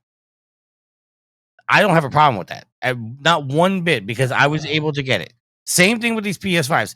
I actually got somebody was actually giving me shit because I was getting all these PS5s and selling them to my friends. They were like, "Well, one, you're not trying to make a profit over it." I said, "No, I'm not doing a profit. I'm literally getting them because I have the access to buy them. So I'm getting them so somebody else doesn't have to go out and pay a scalper price for them." Well, why did you have to get so many? Because I know this person wants one. I know this person wants one. I'm not getting them and stockpiling them and making a profit off it. I'm getting it for people that legitimately want it. No, you're not a douchebag. Like, there's many douchebags that are sitting on piles of them on Facebook Messenger, and those people can go to hell. But when I got my PS3 and I got my PS4, I bought 3 of them at launch, kept 1, and sold 2 of them for double Trophy! for double the Well, money. So I was able to get that's the thing, though. I was able to get my PS3 and my PS4 for free because I bought 2. I bought 3, sold 2 of them, and with the profits of the 2 of them, I was able to get mine for free. And people criticize me for that. I don't have one problem with what I did. Well, that's the thing, though. You're not making a lot of money off of it. I think what Joe was trying to say was like we got a problem with like people marking up the prices to where it's like hard to buy them because they're so expensive. But I don't even have Because they're so hard to find. Yeah, exactly, because it's so hard to find. They're already hard to find because, you know, once Toys R Us vanished, toy stores took a hit, and like they don't really have like distribution problems. It's funny because like I listen to Zack Ryder's wrestling figure podcast every week, and he talks about like distribution problems, how there's issues, but like they don't carry toys like they used to in stores anymore. It's really hard to find things. By the way, you guys know Toys R Us is coming back, right? I heard about that. I believe it when I see it. Well, I know they still have one store open in Canada. Oh no, Toys R Us is now owned by Macy's. Oh, so it's gonna be like pop-up shops for Christmas? Sweet. Or it's gonna be part of Macy's. I think that's what it was, right? Macy's now owns it, and they're gonna start opening stores again. Are they opening stores? Because I heard they're opening like little like sections within the Macy's. Well, that may be true too, but I heard they're actually opening stores. I'm sorry, derailment. No, you're not derailing. I mean, it's all. First of all, we've been going for almost 3 hours. There's no derailing at this point. That wouldn't be any crazier than anything else we've ever done on this show. Yeah, I just think I'm glad Corey brought this topic to the table because it's a topic that like scalping really pisses me off, like to no end. Okay, like, I could add a PS5 a million times over again, but I'm not buying something for more than it sells for because I think that's just ridiculous. What is it about the scalpers that pisses you off? Is it the fact that they're making it harder for you to get one because you have to pay so much for it, or the fact that they're getting it don't actually give a shit about video games? They're just solely doing it just to make a profit. Both. See, the second issue, I don't have a problem with. If somebody finds a scheme, and I use the word scheme loosely, but if somebody finds a way to make money, I don't begrudge that person for trying to make money. because it pisses me off that you have to pay double for the console. Because if I had to pay double for my PS5, or I had to sell, or if I had to pay double for my PS5, that would have pissed me off. But I don't begrudge for somebody pulling off a hustle, because they got to make their money. And if you have the ability, if somebody turned to you, Joe, and said, "I'm going to pay you $1 million for your Kenny Omega action figure," are you legitimately going to sit here and say you would not sell it for that $1 million? I mean, no one's coming to me to buy a figure, but yeah, I can see where you're saying, like, yeah, if somebody came to you and offered you money to buy something off of you, you'd probably say yeah.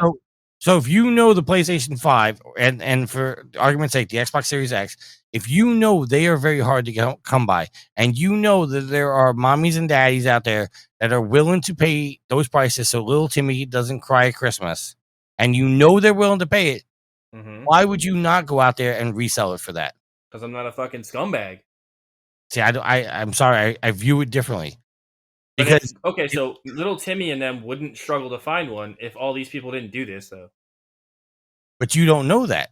I do know that. Look at all the ones that are just sitting in people's houses that no one's willing to buy. Like, look how many of them are on Craigslist or every other right. And now all those scalpers are getting fucked over. But guess what? Those would have been people's houses. But the point is that the scalpers are losing money now because people aren't willing to pay those prices. But if the market if the demand is there, and you have the supply, you have the ability to get the supply, I cannot knock somebody for the hustle. I agree, and to get on with the ones, the people who have stock that they're sitting on, quote unquote, these warehouses full, they'll eventually have to lower the price to maybe even below what they paid for it to get rid of them. They won't sit forever. Or they could sit for the aftermarket, which I think would be genius. Actually, it's funny because did you just see them all go back up in price because of what Austin Evans did with the heatsink thing? So now that whole video was bullshit, by the way. Sorry. No, it wasn't. Yeah, it absolutely is bullshit. He created a false dilemma that does not exist. He took a Japanese new model PS5 apart and weighed the heat sinks. They were two different weights. Right. And he showed that one it definitely has issues. It will have issues. Not major issues. What's the issue that he brought up? That your PlayStation will be hotter. It will be. Because that's not what he proved. That's what he said, but that's not what he proved. What he proved is that the fan is blowing the heat off the system at a higher rate, which is keeping the system cooler. Yeah, well, that's how a heatsink does. I mean, right. Your system's not running hotter. Your system's running cooler because it's able to pull the hot air off the system at a rapid rate. That's why the temperature went up. And by the way, the temperature only went up by 4 degrees. Not significant.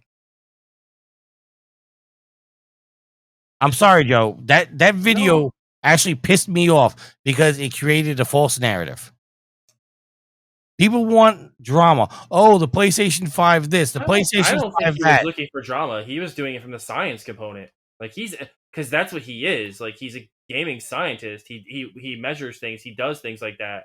And I don't think he was looking for the controversy he was looking for because people are giving like death threats and shit over this. Well, let me ask you a question. If you're a content creator and you have the expertise that he does, which video is going to create more views and more traffic and more conversation? The one that says, "Oh, the PlayStation 5 is much better," or "Oh, beware, don't buy this PlayStation 5 because this issue." Which one's going to get more? Of course, the other one's going to get more because it's controversial. Like, right. So that's exactly what he did. What did Eric Bischoff tell us? Controversy creates cash. Correct. Hey, I got a question. Doubling back on the science thing. If you measure your wiener, does that make you a wiener scientist? I'd say I think the term is digologist.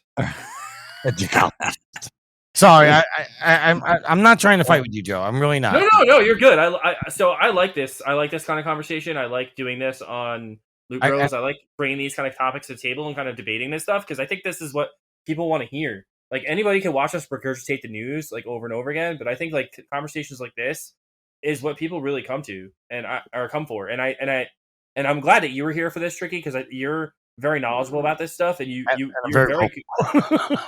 But you're very good at debating people too, and you don't back down, and you voice your opinion, and I respect that about you. You're a master debater. See, and one thing I like about being on another person's podcast is because when I host Trophy Whores, I'm very focused. I'm very like I got to watch the time. I got to make sure this is happening. Blah blah blah.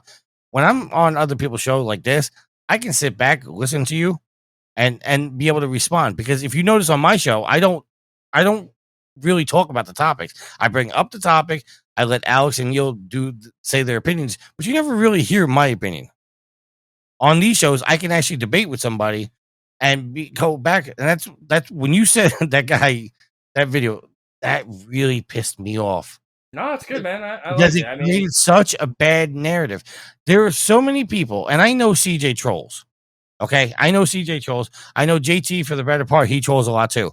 But I'm starting to think CJ's actually starting to believe a lot of the stuff he's putting out there. Well, when you talk enough bullshit, eventually you start believing your own lies. It's okay because we all know he's getting that paycheck every month from good old Phil.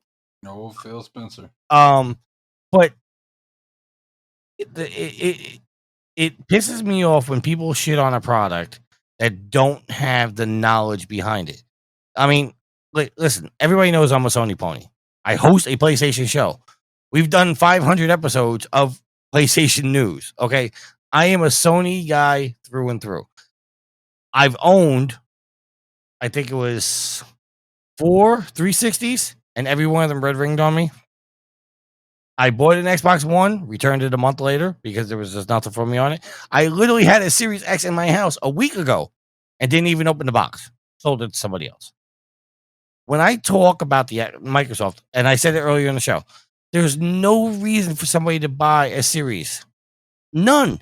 Because you can buy the game on the PC with a decent PC and be able to play those games. There's no reason. The uncensored anime games that JT wants. Right.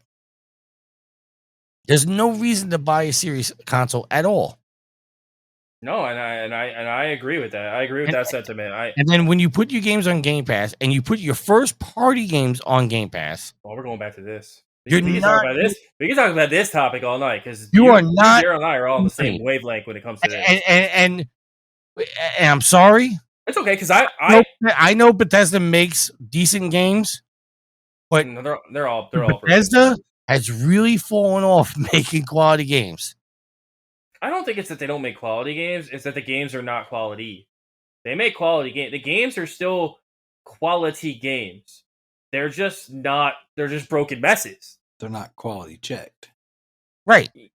Oh well. That's what I really meant to. I know exactly what you meant. See, even like this, everybody's fawning over Deathloop right now. Oh, Deathloop is a PlayStation 5 exclusive. There's not a shot in hell I would ever buy Deathloop. And it's not even because it's first person, because the actual story and the concept behind Deathloop is very intriguing to me. But I would never buy that game because it's made by Bethesda. So when they announced Bethesda was bought by Microsoft, I said good effing riddance. Yeah. The only Microsoft purchase that they made that hits me in the feels was when they bought Ninja Theory. Yes. Same here. That's it.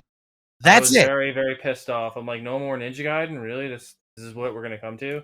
Well, I don't even care about Ninja Gaiden. The fact that we're not going to get Senua's Sacrifice. I still think we could get that.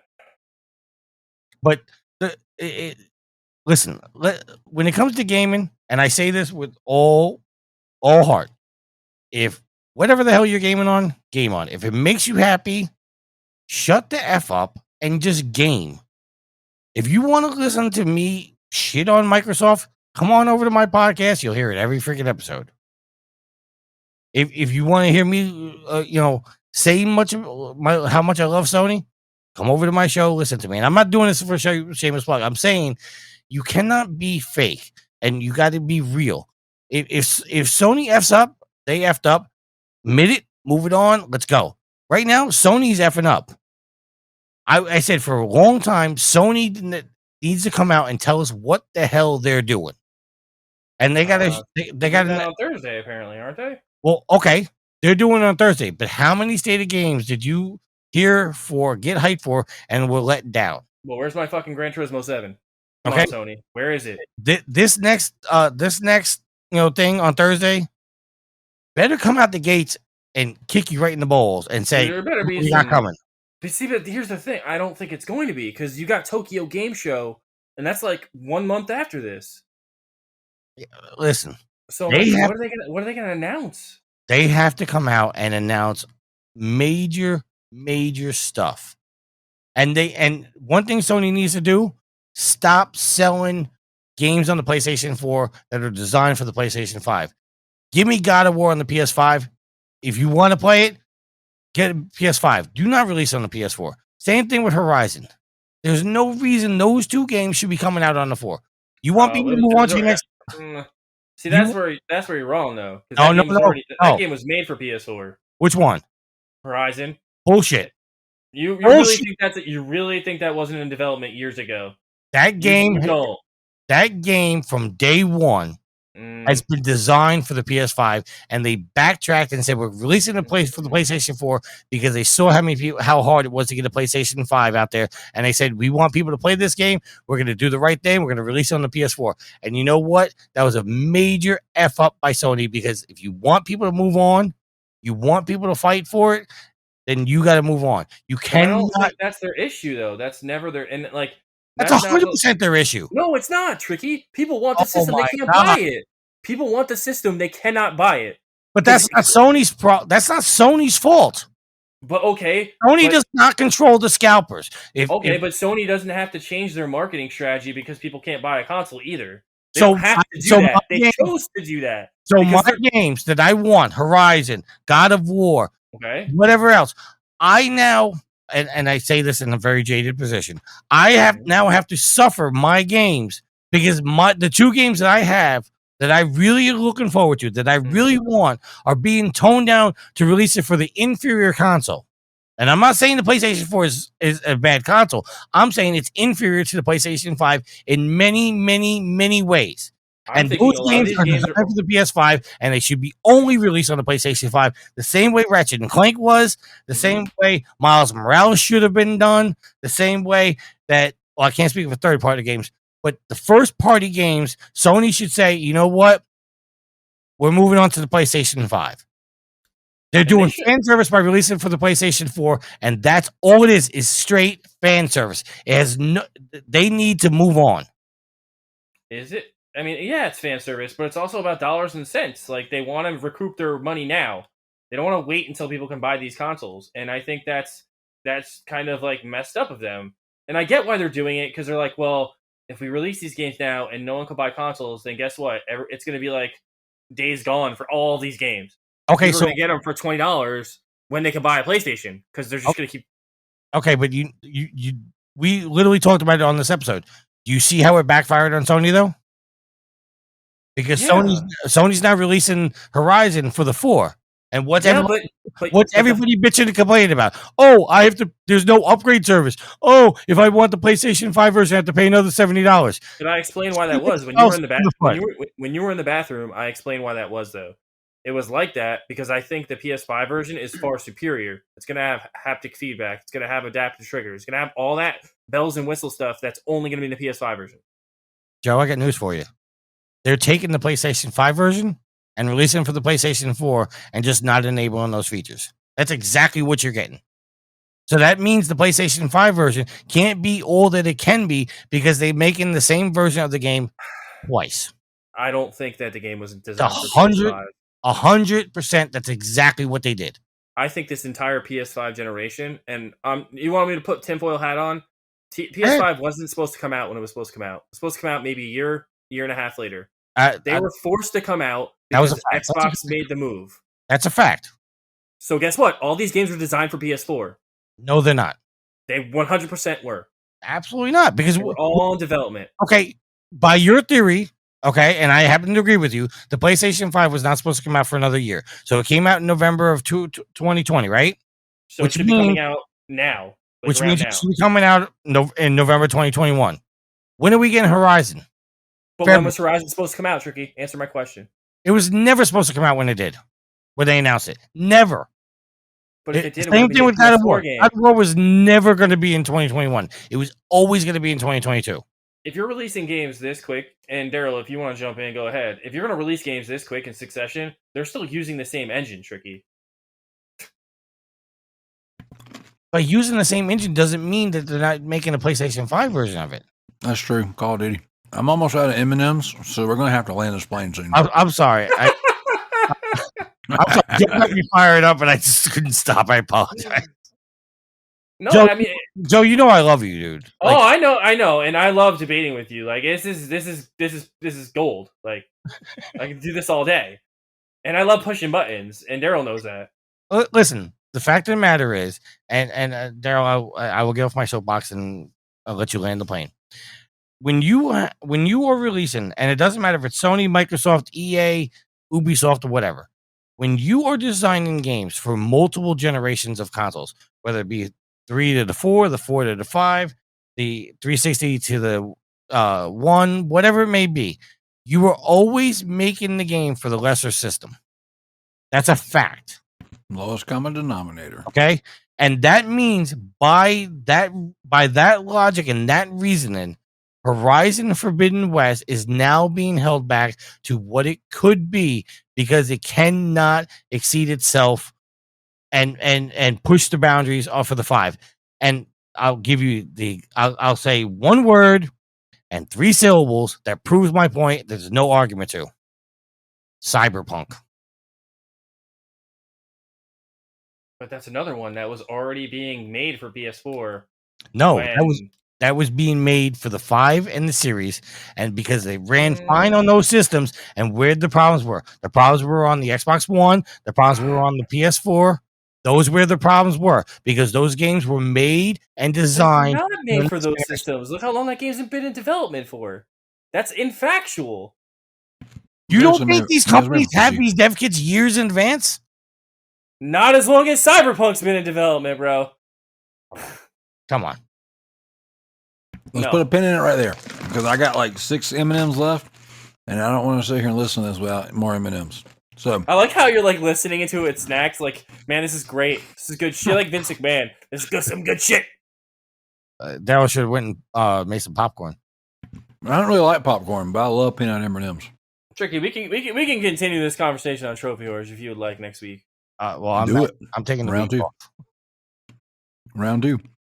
All right, guys. I appreciate you coming on. This has been great. 3 hours of gold, baby. 3 hours of gold. TByrd, Zach, hope y'all still awake over there. Yeah, I'm off. Zach, I hope I didn't piss you off, dude. What? I hope I didn't piss you off. No, you didn't. Okay. Awesome. Hey, awfully quiet. That's why. We don't usually like Joe likes to get on his rants and soapboxes. We usually pivot a lot earlier. Tonight, I just decided to let him go and let you guys have it. I was letting you guys create gold. Basically sexual. Is TByrd still awake? He's playing anime. He's over there.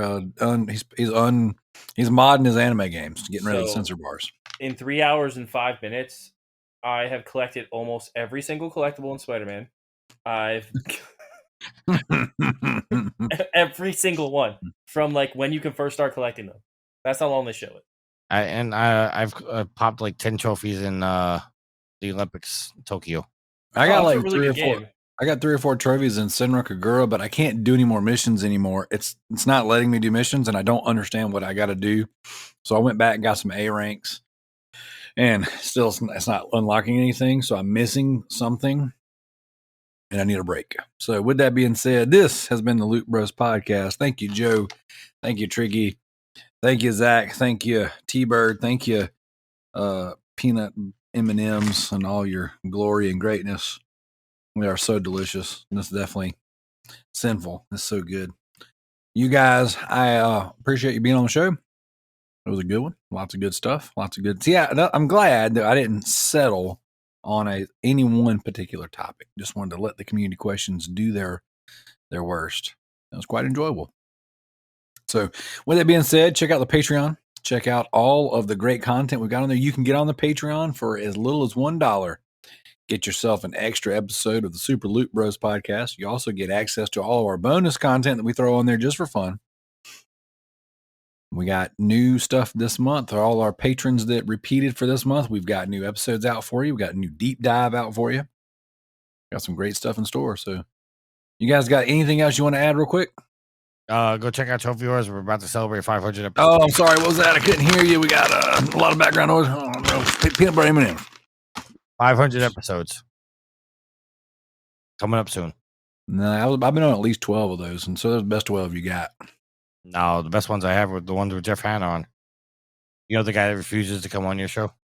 Yeah, it's because he's an Xbox guy. This conversation right here is going to keep him out of my show again. Watch. I challenge you guys to go back and listen to the show tonight, because I've been sitting here listening to you, and sometimes you argue against your initial points as you get heated about other things. Me? Both of you did it tonight. You'll argue against the point you lead in with. You'll argue against it by the end of yourself because you got so excited. All right. So my wife's now mad at me because I've been yelling for the last 45 minutes. there we go. Okay. Well, my wife's sleeping, so I'm gonna go lay beside her and listen to her sleep. I'm like a weirdo. That's not weird. I'm gonna be weirder as I'm gonna watch Love Island while I do it, because she's got that playing in there. I swear that he was going to say something else and then stopped himself halfway through and changed his mind what he was going to say. You'll never know. Yeah. Darrell, before we go, can I just annoy Joey one more time? Sure. I got 2 M&Ms left. This is it right here. I'm putting them in my mouth. Go. Oh no, show's over. What are you talking about? Joe, this is only for you. Oh. Time to check my social media, yeah.